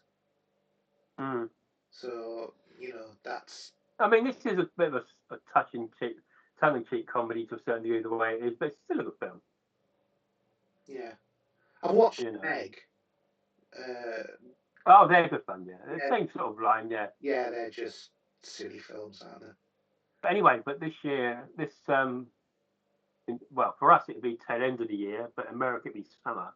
It'd be Jaws' 50th anniversary. Yeah. I can't believe that. I was 10 then when I saw it. Yeah. I mean, it's amazing, isn't it? And that film's still great. I don't know if you, well, I'm 10 years older than you, yeah? Well, you're not 10 years older than me. You're 6. Okay. 6.5 years older than me. When Jaws came out, one of the things that came out was the Jaws Mattel game. Yeah. Which was, if you remember, like how Buckaroo works. Yeah. jaws was very similar. The jaws mouth was open, and in there would be all the different things. You had to pull them out one by one before the jaws would snap and kill the game. They've just re-released it. They've updated the shark on it. Looks really good. Yeah. I always think about Back to the Future when it Jaws 27. Oh yeah. That was always quite funny, wasn't it? Yeah, no, it's I will do some celebrations of that for this 50th. I think should be something that's coming out. But should we go to what we've been watching? Because it's all about you, but I will chip in because I've seen some of these anyway. Okay, so shall I just mention one and you chip in when you... Yeah, because you start from top to bottom. Okay, so first one is Severance. So Severance, which is on Apple TV, has become evidently the most streamed show ever. And if you've not come across this, which if you don't have Apple TV is very possible, this is that guy who was on Parks and Recreation and A Good Place. Is the main character, and he works for a company that where when people go into work, they go into an elevator, and as they go down to work, they get to the severance floor, and then a little microchip in the head switches on, and they have no memory of who they are. They can remember everything that happens on the severance floor every time, but then they lose all of that memory as soon as they leave the severance floor as well. And they can actually, there's a bit where it shows one of them being introduced to the severance floor. And she said, "I want to get out of here," because she's just been introduced. It's Mark S, who's the main character, says, "Right, okay, here is the exit." Takes her to the exit, and she walks out. Her normal memory comes back. She's going, "What the hell am I doing here? I'm supposed to be in Severance." Turns around and walks back in, and then her Severance memory comes in, and she's thinking, "Why am I back in here?" So it's like every time she goes through the door, it's like she goes through it, and then she's walking back into the same place. But she's actually going out, her memory's changing, and then she's going back, and the memory's changing again. So it's like, that was the first season. It was just getting you used to that, basically. But they've really sort of like upped the ante in terms of the story with this. They've introduced a lot more lore in relation to this series as well. So, and there's like these really weird bits on the Severance floor. So there's like one place where they're raising goats, for example. And it's got her who played Captain Phasma, on Star Wars, the top female actress, I forgot what she's called. She's in it on a couple of episodes, and it's just really weird and entertaining to watch. And it's one of those shows, like the way that Lost was when Lost was good. You would end an episode with loads of questions, and then they'd answer some of the questions in the next episode. But when they answered them in a way that made you ask 2 more questions. It's one of those sort of shows. So, and it works really well. And the other thing that I love Apple for doing this, because this is what made it special, is that they only release 1 episode a week. You won't get the same effect by watching this all in one go. You'll still enjoy it, it'll be good, but if you have to wait that week, you just think about, what was that with the goats? Or, all of these like weird sort of things, and especially now that a lot of the law has been established, that they're now changing it and they're adding all of this extra bits of law in. And it's directed by and produced by Ben Stiller as well. He's the producer for it. So, really good show. I absolutely love it. I really wish that they would do 26 episodes a season rather than 10. I mean, due to the LA fires, a lot of productions have halted, haven't they? Yeah. At the moment, and they for stuff. So that could be a part of that, maybe. Yeah. No, it's not. They're just 10 episode shows. Oh, okay. Oh, right. Okay. but there was a very long gap between season 1 and 2. Hoping that future seasons come along a little bit quicker. I think they probably will, because a lot of that would have been to do with COVID and the British strike and stuff like that. But we might have some things caused by the fire that have an impact. But it's a really very stylized show as well, because a lot of the environments are sort of like they're using old-fashioned sort of like green screen computers, and it's sort of like 70s stroke 80s styling and new and that going on, but it's meant to be up to date and stuff like that. And then there's this whole thing of the main character. He's in real life. The reason why he wanted to go to Severance was because his wife had died, and it turns out that his wife is somebody else she is still alive, but she's working on the Severance floor. He doesn't recognise her when his memory's severed, and then because of a series of events, he awakes outside of the environment in the real world. Finds out that Miss Casey, who is there, is his wife. And then he, goes on searching for that. And then there's other supporting characters there. One of them, Helly, her actual, in real life, she is the creator of Severance, and she's undergone a procedure just to experience it, and she's completely different to her real life. But there's this sinister back story that is going on now, where you find out that it's not just to help people disassociate with the previous life to get on with the work. Something sinister going on here, and about wiping people's memory, stuff like that. So there's lots of stuff going on, and I can't wait to find out more when they do the next season. Great show. Do you want to do Captain America next? So I went to see Captain America. This was about 6 weeks ago now, when just after it first came out. This was obviously Anthony Mackie's outing as Captain America, which was a sequel to the Falcon and Winter Soldier TV series. And I liked Anthony Mackie as Falcon. Because Falcon was very much a supporting superhero. He wasn't one of the main Avengers. Do you know what I mean? Even though he was supposed to be, he was always Captain America's right hand man. Captain America's always Chris Pratt to me, though. Always, do you know what I mean? Chris Evans. Chris Pratt. Chris Evans. Sorry, yeah. But anyway, this story, believe it or not, links all the way back to the second movie in Phase 1, which was The Incredible Hulk, which was the Ed Norton Bruce Banner, because that is canon to Phase 1. Right. And in there, at the end of the movie, some infected drink that's infected with Bruce Banner's blood drips onto Samuel Stern's head, and then it makes him like this genius, and in the comics that's what happens as well. But he becomes the leader. So this is the return of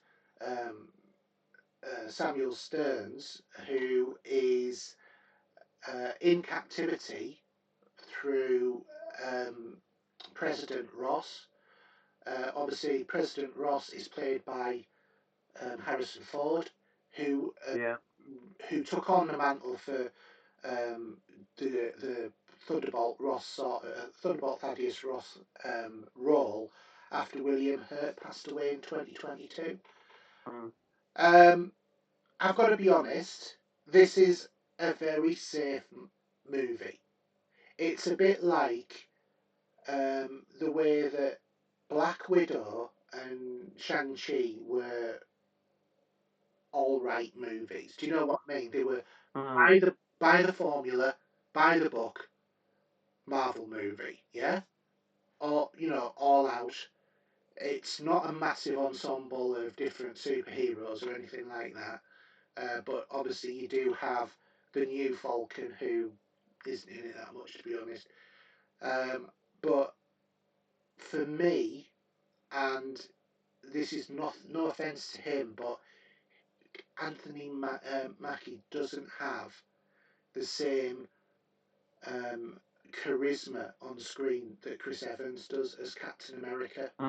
Yeah, I know what you mean. And Yeah. it's like I really want to like him as Captain America, but Captain America's the super soldier, blah blah blah. There is the Bradley super soldier, who was the the black guy who was introduced in Civil War, was it?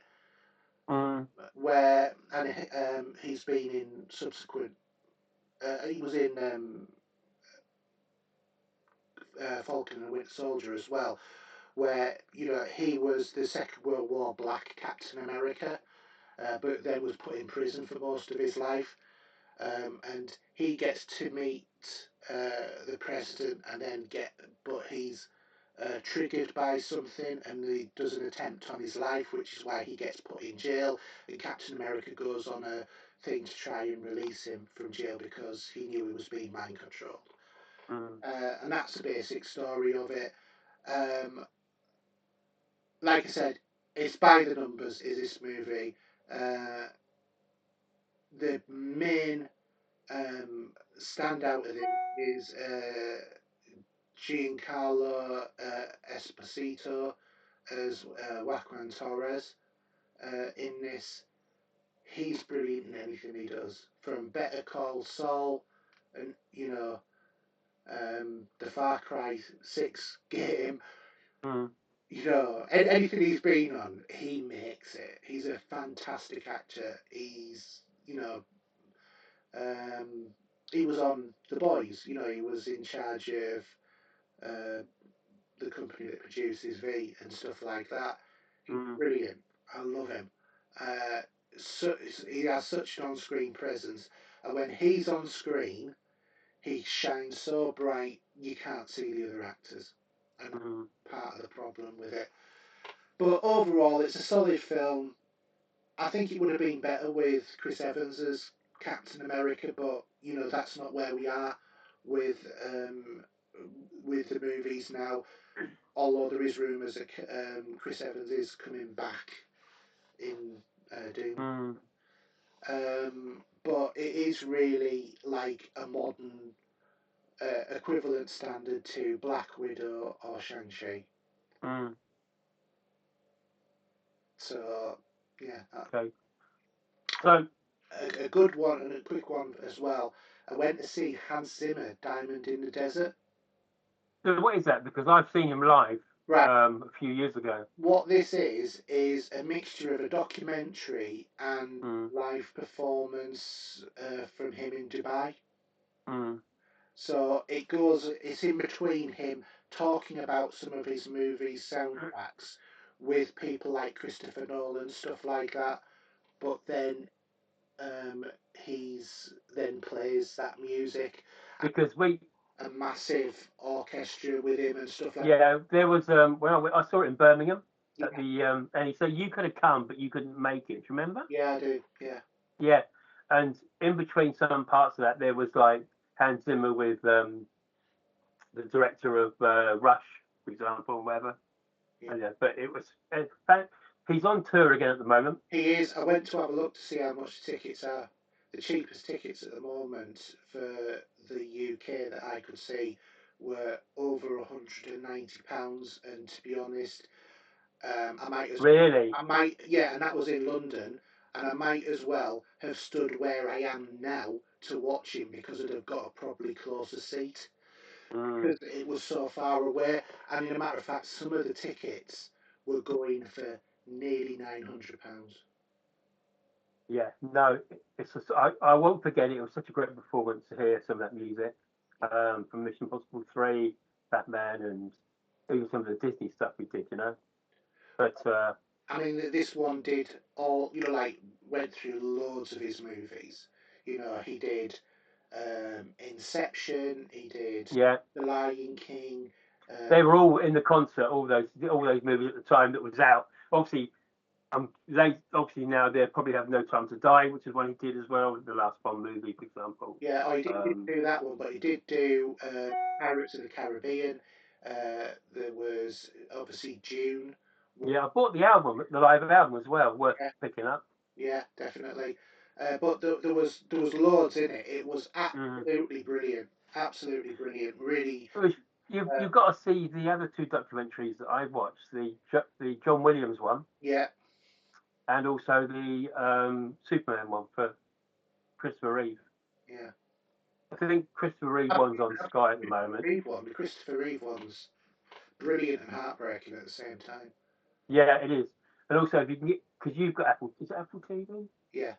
Or not Apple, Disney? I don't got Disney at the moment. Oh, okay. But that's where the John Williams one is at the moment. But there is other ways of getting it, put that way. But it's a wonderful documentary. Yeah. Yeah. You know. But if that's still on anywhere that you can see, I would really highly recommend it. Mm. So let's talk about Heretic, shall we? That was in my top 5 when we did that podcast. Yeah. That was a little while ago. So I must admit, this was one of those movies I was really, really eager to see because it looked really quite ominous in terms of Hugh Grant's character. And you know, I'm used to Hugh Grant being the bumbling Englishman in rom-coms, which I think is bizarre because we grew up on Four Weddings and a Funeral, Notting Hill, yeah. Bridget Jones, which we're going to talk about later on as well. All of this, that, and the other. But in terms of this is like very sort of like drama, serious based. And you know, I've seen him in like comedy roles, like in Dungeons and Dragons, but also in that one, whatever it is on, you know, Earth or what, you know, the comedy series where it was like being a like professor or something, and he was giving like stupid answers to stuff. But this one, he's plays Mr. Mister. He's creepy. He is really creepy in this. He's this really creepy guy who lives in this house, in this bungalow. Basically, is what you see, but it's a bungalow with a basement. And there are two missionaries who visit his house, and he answers the door. And you know they say, "Oh well, if your wife's not in, we can't come in." He says, "Oh, my wife is in."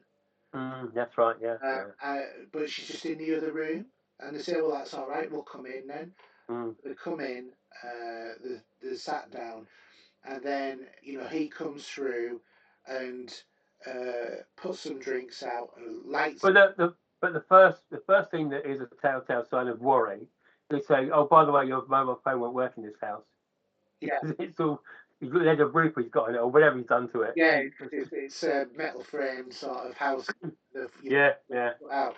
But then when they do sit down, you know, he brings them a drink and he lights a candle. Just you know why he does it, I don't know.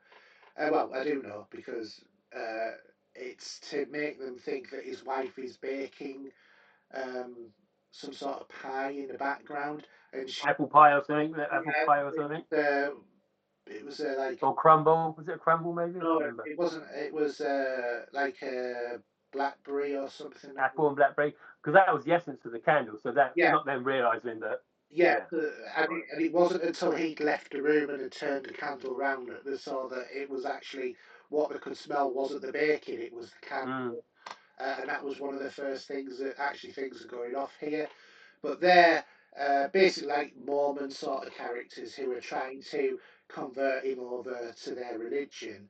And he is very literate in terms of. He's very switched on. Yeah, very switched on. He knows lots of different religions. And then when he goes out of the room and he realises that his wife isn't actually there, they try and escape, and that's when they realise that they can't get out. And the only way that they can get out is to go through the basement. And it's all set up to play the game, as you say. Yes, and so this is where the thriller bit of it starts to come in, because what transpires from that moment on is a test of these missionaries' faith in terms of their religion. And they're put through a series of sort of like tests. We're not talking like SAW tests or anything like that. They're more like, oh, this is not in that sort of caliber, should we say? No, this is more like a lab rat, but there is still a consequence of life involved. Yeah. But I found this to be a really, really highly atmospheric movie. Absolutely. And I think that it would. He's not had enough credit for that, has he? Really? No, I don't think he has, because I think that this was a really standout performance by Hugh Grant. I think he came across so incredibly different from his Daniel Cleaver sort of characters on Bridget Jones, or when he was on Notting Hill, or when he was on Love Actually, all of those sort of things. He was nothing like that. He was a really creepy guy. Yeah, absolutely, yeah. And it was absolutely fantastic. Now, in terms of the 4K, the 4K is a really, really nice reproduction of it. Obviously, you've got the HDR, but you've also got the Dolby Vision. So, it's quite a dark movie in places, and it really brings out some of those, that blackness, and you can, gives you that good contrast with the light that is there, particularly when they're in the proper basement and there is the woman sat at the table, sort of thing. But there's it's just go and see, just watch this film. Just you can get the 4K now. It's out. The limited edition steelbook is released this month. I've been wanting to watch this for ages, and I just got sick of waiting, so I thought I'm going to buy the 4K. I can't be bothered about getting the special edition steelbook because I just wanted the movie. So I've got the movie and absolutely loved it. Now, I'm a bit of a Hugh Grant fan in a way. I mean, stuff over his career he's done. He's all right. He's still very British, but that film he stands out and does more than anything else he's done, really. I think it's probably his best movie of his career. I mean, he jokes about some of the stuff he's done over the years, and there was a film, I can't remember its name now all of a sudden, I don't know why, but on my Twitter feed, someone said they're watching one of his films where he was with Drew Barrymore. Do you remember that one? Oh, yeah, I do. I can't remember what it was called. Where he's an ex-Australian pop singer. Yeah. From the 80s. Yeah, because he was also on like things like 28 Days or something as well, wasn't he, with Sandra Bullock? Sure. Oh, sorry, 2 Weeks Notice. That was it. 2 Weeks Notice. Yeah. Yeah, not 28 Days. 2 Weeks Notice. Because obviously, I mean, his list of films from Love Actually. Yeah. One of my favourites actually is a bit of an older movie. It's About a Boy. Oh God, yeah, that's a brilliant rom-com. That one. Yeah, I mean, he's a nasty piece of work in that, but he's all right. But of course, look at the boy from that movie. He's gone on to things. He's been on X-Men and all sorts. And he's been in the latest Clint Eastwood movie as well, hasn't he? Yeah, and also he's the new Lex Luthor. Yeah. I'm trying to remember what that film was now. Obviously, he did some voice acting for. Was he voice acting in Paddington films as well? And yeah, so music and lyrics is what I'm on about. If you've not seen it. Not seen it. With Drew Barrymore. No, I've not seen that one. I was aware of it. I've just not seen it. That's from 2007. Yeah. That was. But But yeah, 2 weeks notice. Yeah, but yeah, I mean, he had a few ups and downs with his career due to the LA police. Should we say? yeah, you know, it's like why he would be interested when he was going out with Liz Hurley, you know. But you know, Yeah, Mickey Blue Eyes is another one he did, which is quite good back in the 80s. yeah, yeah. So he's got a second wind with the Heretic because it puts him up for roles now that people didn't think he could do. Yeah, because he's been very much pigeonholed as in that rom-com love interest, but now he's too old to really be that love interest. Mm. Having said that, though, shall we just move on to my last movie, which Well, obviously... yeah, and we'll leave mine till last, but yeah, and I also want to ask you something about something else as well, but we'll get to that quickly. So Bridget Jones, About a Boy. Uh, Mm. Obviously, the next movie in the long running set of sequels starring... This is a fourth one, isn't it? Fourth one, yeah, starring Mm. Zellweger as the titular character. First off, I'm going to say I found it really off-putting because she spent most of that movie with her eyes half closed. She was, she was like talking like that all the time. That's because she's getting old, I think. And well, to be honest, I was wondering if has she had that many facelifts now that when they've pulled her eyes down. Yeah, probably. But yeah. But it was like the last time that she was there, she was like always had her eyes quite wide open. It's like somebody said you had your eyes wide open too much in the last movie. Try and close them a little bit more, and she went too much the opposite way. Anyway, the story is that obviously as we know, she married Colin Firth's character, Mark Darcy, at the end of the last movie.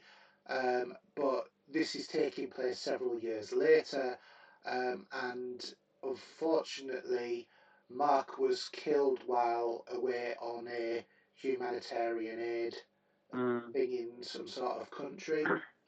Um, Obviously, all of this happens off screen before the movie even starts, but what I did think was really touching, yeah, nice, very, very sensitively managed in a movie was the way that they did the ghostly scenes. So she would, when she's knocking on the door, and as if he was standing beside her. yeah, she'd imagine he was standing beside her, and she would see him there, even though he was obviously, not there.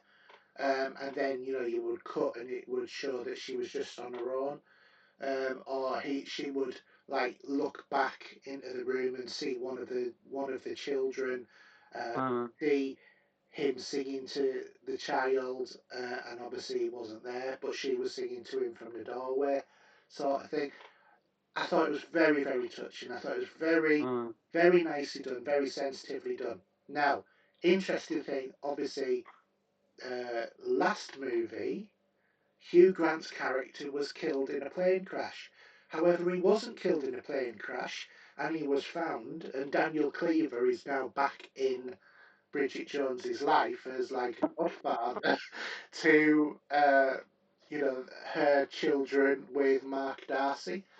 He's now a babysitter. Yeah, he's now a babysitter who is, she wants to be careful because the lasses that he's actually dating are not that much older than Bridget, his daughter. So, but yeah, he's still like very flirty with her, but he's not actively pursuing her anymore. And then she decides it's time to get back on the dating scene, and that's where it's all about a boy, about who she's going to do, and she ends up falling for this guy who's so much younger than her. Gardner. He's not the right one. He gets this thing of a bit of a complex about the fact that she's older, and then when he realises it doesn't matter, she's moved on, blah blah blah, and then she happens to just trundle along and kind of like fall into a relationship in the end.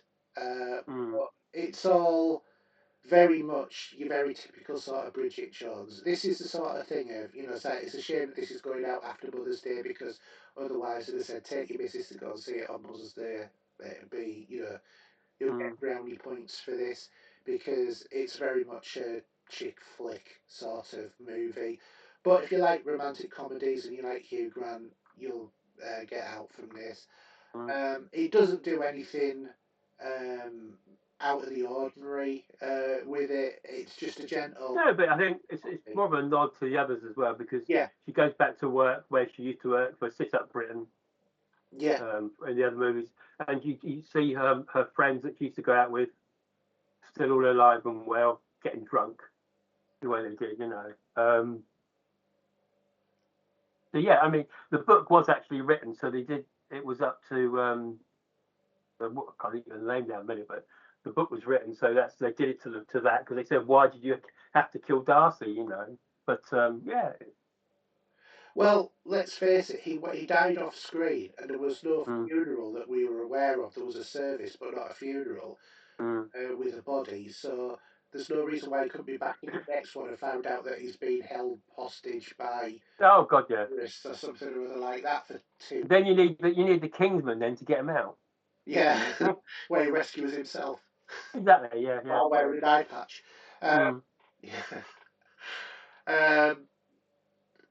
Get Mark Snow involved in, but he'd have to pull himself together because he sort of like jumped the air and spread himself. It's quite good that she can do an English accent because she's Canadian. Yeah. And she can pull it up. I mean, I've gone back with the missus and we've rewatched the others. But because what one did we rewatch? It's the one with where she gets pulled over by the Thailand police for the drugs. That's the second. First one, is it? No, it's third. I think it's the third one. Is it? Oh, I can't remember now. They might all blend on, but I think it might have been. But yeah, she's in there. She's teaching all the Thai girls Madonna. Yeah. And all that. But yeah.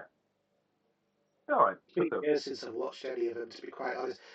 Me and my wife went. She loves Bridget Jones. She had a whale of a time. I quite enjoyed the movie as a bit of a break from the norm because I've been watching things like Silence of the Lambs and Dragon and stuff like that. So because I bought the Blu-rays of those. So So I've got to ask you now. Where have you got to in Dexter? I've completed it.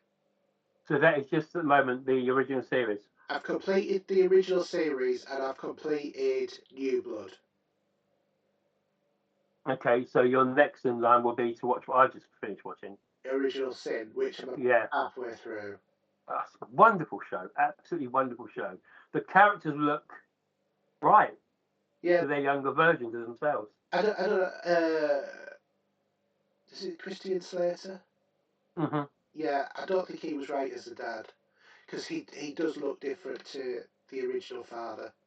Oh, it's completely different. I mean, nothing like him. But unless he could have got that actor back to do it. Yeah, maybe. But we're waiting now for June for the new series with Dexter in New York, and that's called Resurrection. That's coming out in June.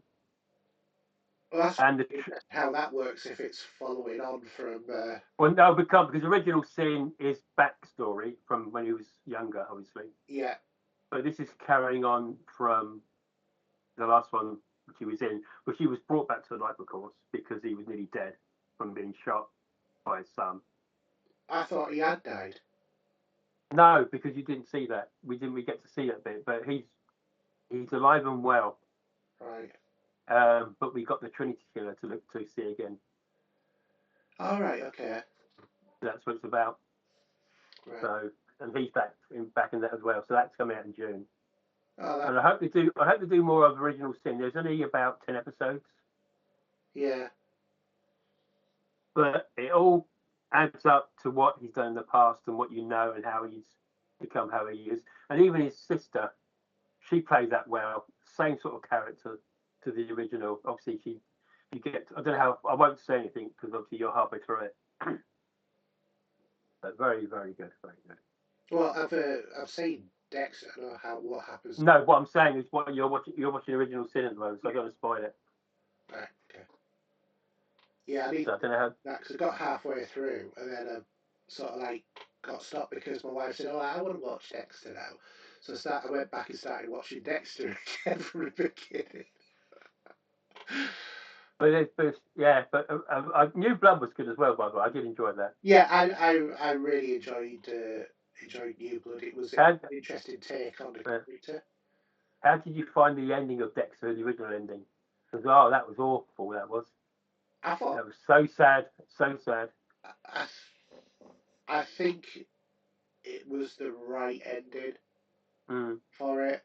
Because his sister to find out what he was up to and all that, Yeah, I'm not so sure about his sister's reactions to stuff.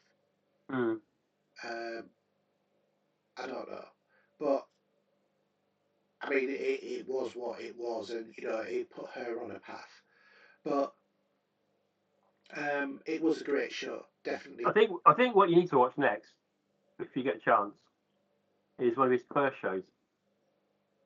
That's 6 Feet Under. All right, okay. That is really good. See, I've watched the one that he did in this country recently. The one where his daughter goes missing, and where it's a closed community. Yeah. It's safe. But might be 6 Feet Under is about a family that run a funeral home. Yeah. He's a member of the family, and it's very clever. We came that you can probably stream that somewhere, and it's like maybe 6 or 7 seasons. But he's so good in that as well. Really good. He's good show. a good actor. He's a good actor. Michael C. Hall, yeah, he is. Yeah.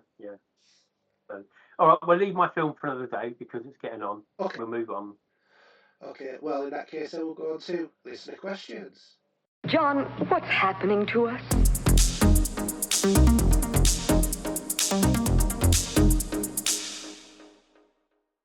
All right, so listener questions, and we have 2 questions from Mark as normal. So question number 1 is: switch to an Xbox handheld and Steam Deck. Is mobile gaming the new future? I don't think so. It's already here as it is. Handheld is now on mobile devices as well. There's a lot of people who like to sit at home with their feet up to do it. I mean, you're a handheld fan. What's your thoughts? Because compared to me, You say that. Yeah, I play the Steam Deck. I've got a Portal. I've got a Switch. I never play my Switch because, well, I'd rather have the bigger screen than the smaller screen. If I didn't have the access to it for some unknown reason, I might try and. If let's say I was in at home and I was on my own, and wasn't shared wasn't had that drive to I want to sit with my wife or I want to sit with my son, and I had to I thought I want to play a game, and I want to play Mario Kart, as an example. I won't play Mario Kart on the handheld. I'll play it on the big screen. However, if I'm going somewhere and I think I've got a 4-hour bus ride, I might as well take my Switch. I'll happily play it on the handheld. I think that if you do a lot of travelling and you're in a hotel, for example, because back in the day when I used to travel up the country, I used to take my PlayStation with me. I get into the hotel TV, and if I got a chance, and I used to play games. PS1 because the PS1 with a screen. That's it. Yeah, but I used to plug it into the TV, or I used to take a TV in the car, and I put it in there and I rig it up. And nowadays they leave a HDMI cable, a HDMI port for you to plug into anywhere. But yeah. I think for me the issue is that as consumers now we want to be able to consume our games when we want to, when it's convenient to us, and things like the Switch and the proposed handheld Xbox, the PlayStation Portal, because he didn't mention that one, Mark. He didn't mention the PlayStation Portal, and the Steam Deck, and all of the variations and windows of the Steam Deck. All of those. they're all additional options to stuff that we've already got. I think what's interesting is how Xbox is going to, if they release any hardware in relation to this or any specs for hardware. It's difficult because they've now got the app market, so you can have a Samsung TV and without an Xbox sitting there playing Xbox controller. Yeah. I mean, I'm sure there's people out there who want to buy one. I'm sure. I don't know.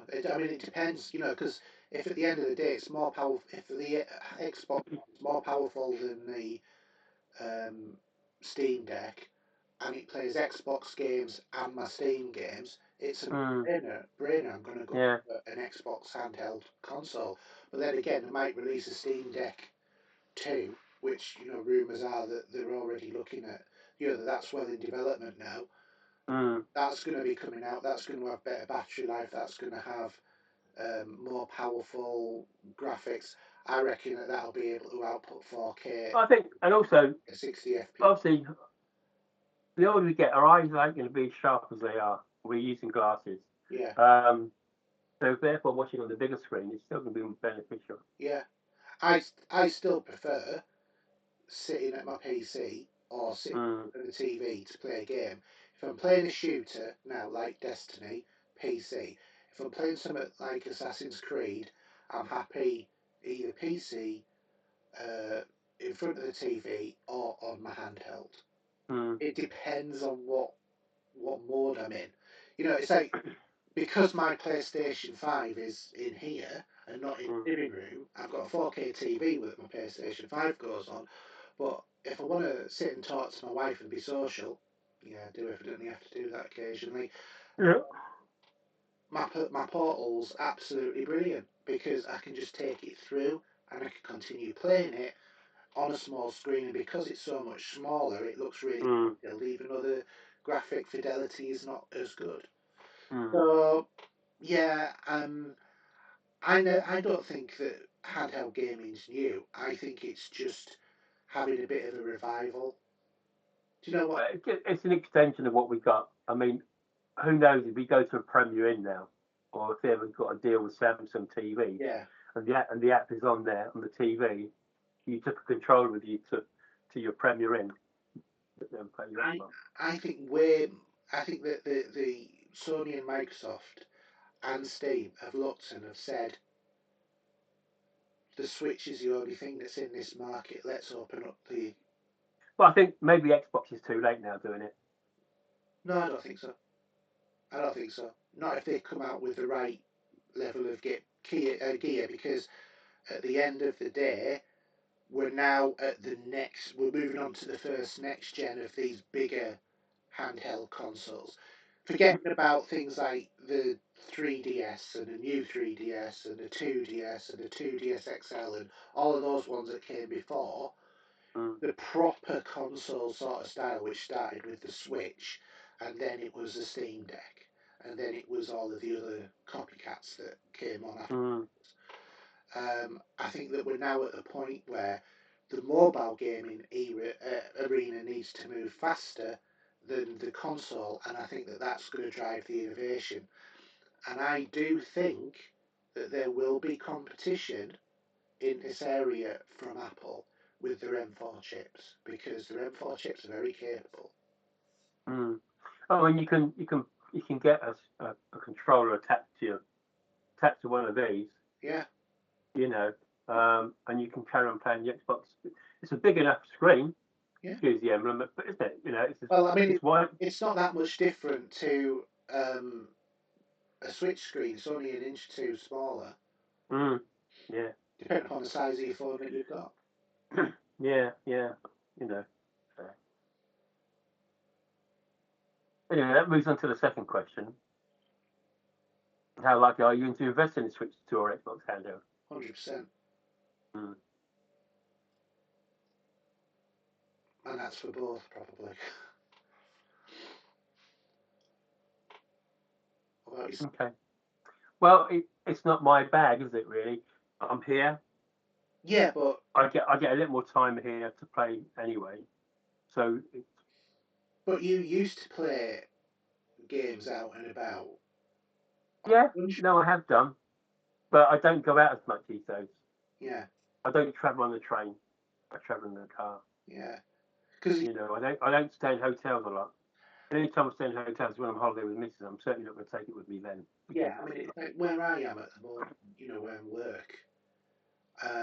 I'll a couple of times a week go on a train, and it's only like a 10-minute train drive, so it's like it's not long enough.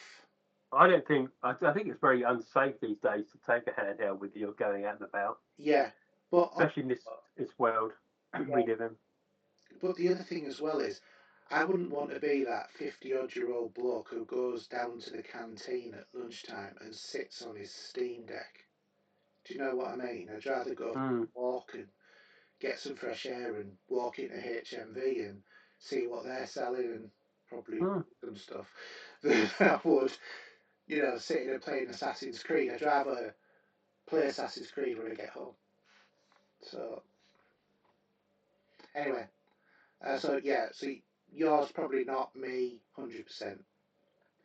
Paul Wilson, is there any need to advance the current game console type controllers beyond the current evolution of haptic triggers, rumbles, and analog sticks, etc., or do you feel they are missing something other than to make them more resistant to wear? Well, most of the controllers that come out now have Hall effect sticks, so or you can at least replace your sticks with Hall effect sticks, because I've done that on some Xbox controllers now. I've Mm. desoldered the sticks and put on Hall effects, recalibrated them, and that. I mean, it's when you're playing Destiny, that sort of game. That's when you get good wear and tear. Yeah, Because you're using them for all sorts. Um, I'm on my third Xbox controller in this current generation, probably. yeah. So, I've got about 6 Xbox controllers. mm, Of from 1 to, no, probably more than that, probably about 9. From the 1 to the Series X. mm.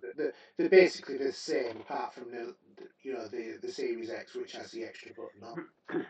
Yeah, I mean, depending what games you're playing, it depends how long they last. I think if you're playing a shooter all the time, then they're going to get a lot of wear and tear.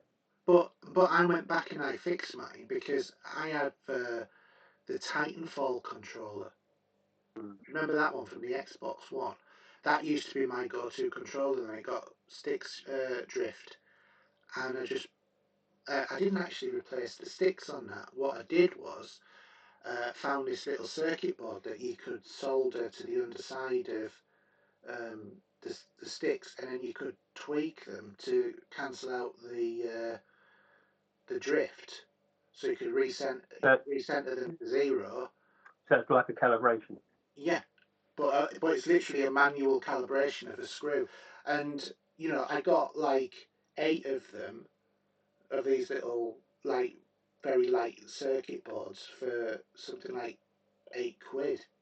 Mm. And it's like so easy to do. I mean, because I wonder. I'm not a I, good wa- one for soldering, but mm, I wonder if the calibration. Well, I wonder if the updates we get for the controllers these days help that. maybe. We had an update last week for the controller. Yeah, I think the things that help the controller most is having Hall effect sticks. Mm. But you can if you're willing to do that operation, it's easy to take the controller apart. Mm. You can actually change the if you don't want to unsolder everything, because soldering and unsoldering is what makes people worried a lot of the time. And I remember the first time that I did it, I was absolutely dogging myself because I was sure I was going to break something, and I thought, hang on a minute, it's already broke. What am I on about? Mm. I unsoldered it, and I know that for you it's money for all rope because that's part of your trade. But for Mm. me, I've never done anything like that, and suddenly I was watching a YouTube video and finding out what tinning meant and stuff. All of these sort of things. Mm. What the hell is flux, and You know, the last time I knew about flux, it was a flux capacitor, and it helped you go back in time if you hit 88 mile an hour. You know, and that sort of stuff.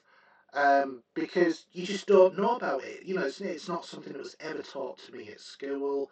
My son, on the other hand, was taught all of that stuff at school. He said, "Oh yeah, Dad, you need to do this." I thought, yeah, okay, thanks very much. Fortunately, my next door neighbour used to fix Harrier aircraft and stuff like that, so he was like very familiar with that. So I said to him, "Look, would you mind just guiding me to make sure I'm doing it right?" So I did the actual changing, and he just watched what I was doing. So, yeah, no, and it's like, you know, bit more solder there. Use a sucker here, take some of that off. You've got a cross there. You know, all of this, that, and the other, so that I could learn how to do it. And now I'm quite happy. I'll take controller to bits. I'll put one of these things on, or I'll just unsolder the joystick. You know, put a new one on. Put one on that's a Hall effect. Make sure you've calibrated it. Solder it all back on. Calibrate it. You've got a new controller. You know, don't throw away your controllers. They cost 50, 60 quid. You know, a lot of money for a £5 repair to throw away your controller. One thing I think maybe an option you should be doing when we get older, even now, is sometimes turn rumble up. Oh, I like them. No, but because we're getting older, I mean, when you get into late 60s, you're still playing, your hands won't take it. No. Because, like, do you know what I mean? I know what you're saying, but Steve, how do I wake you up when you fall asleep playing Destiny if Rumble's not on? Well, to be fair, my controller's in the floor, so I wouldn't know. But you know what I mean? But yeah, sometimes, maybe give it a break as well. Yeah. Turn rumble off. It does feel really odd when, because I know when, you know when you, because when your battery goes low and the rumble disappears, thinking, what's going on? Yeah, why does my controller feel weird? You know, but we used to play like that all the time because we used to have rumble. I mean, in terms of, I think that the PS5 controller is as near to being perfect, apart from one thing, as you're going to get on a controller at the moment, and that's because it's got the trackpad on there as well, which is what really lifts it up above the Xbox controller, and you've got the speaker and you've got the microphone all built into the controller, and you don't have to use them, but they're really good, and they're a bit more immersive when you get messages coming through the controller that's not coming through the main speakers. I think where that worked the best for me was playing a Formula One game. Yeah. Because the drive, when you're the driver of the car, and the team would message you, it comes through very tinny.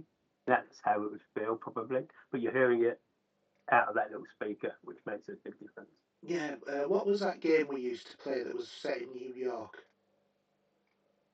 I got Homefront in my mind, but it's not Homefront. You know, the one where there was a virus and it was a bit like Destiny, but in New York. What was it called? Yeah, I know the one you're about. So I remember playing that with. I remember jumping into a team with old Larry Herb from Xbox one day. Yeah. I was playing it, and he was in it. Yeah, because the Division. The Division. Yeah. When we were playing that, you would on PlayStation get those like tinny messages come through, which made it more authentic sounding for walkie talkies and stuff like that. So and also sometimes with the PlayStation controller, and I have my controller be switched to be on silent by default, but sometimes with the PlayStation controller, you want to talk to people, you can hear them through the speaker, but you can also talk to them through the controller. You don't have to put headsets on. Makes it so much better. Yeah. So, no, I think Microsoft needs to do a little bit to their Xbox controller. Both of them need to put Hall effects as standard on all of the controllers. But other than that, I can't really think of anything. The only thing I think that would be quite neat, and then you think actually there's no point because it's all cloud storage, is having something that you could load data onto, like an SD card or something like that. That could be a particular thing, or maybe the PlayStation controller replacing the touchpad with a touch-sensitive screen so that you could actually get a display about something on the screen. That might be good. That's like a second screen experience, but then again, that takes you off of what your big screen's doing. Maybe I don't know, but yeah, but what I was thinking was things like having, if you're playing COD, you've got the map on your controller rather than on the screen, or playing Assassin's Creed or whatever, you can see the map at a glance. You used to do that with your phone in some games back in the day. I can't remember which game it was. Yeah, you could actually load the map on your phone. Yeah, it used to be on Xbox console. Yeah. You remember that app, Xbox console? But you had a map for a game on your phone there while you was playing the game. Yeah, and it was always really handy, and I think that would be quite good on a controller. But other than that, I don't think things like consoles need the trackpads the way that the Steam Deck does. Because the games are not designed for mouse control, whereas the trackpads are like an alternative to using them. So, anyway, do you want to do Scott's last question? Yeah. So, what you think would be the first three colours, and why? And I'm guessing he's talking about the controllers. I don't know what he's talking about, to be quite honest, because what I was thinking was when he said the first three colours, I thought, is this some sort of like obscure football reference that I'm missing somehow? No, I was wondering if it's to do with the Switch, maybe. I don't know, Switch 2, I was thinking maybe. Oh, maybe it could be. I think pink, blue, and red.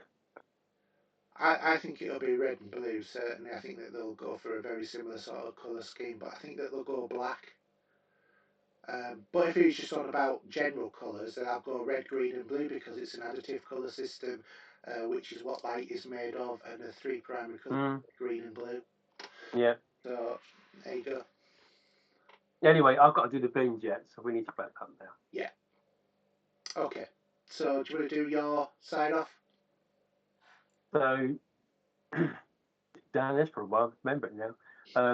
The PSN ID, though, I haven't played it for donkeys because it don't work for me. The real Steve07.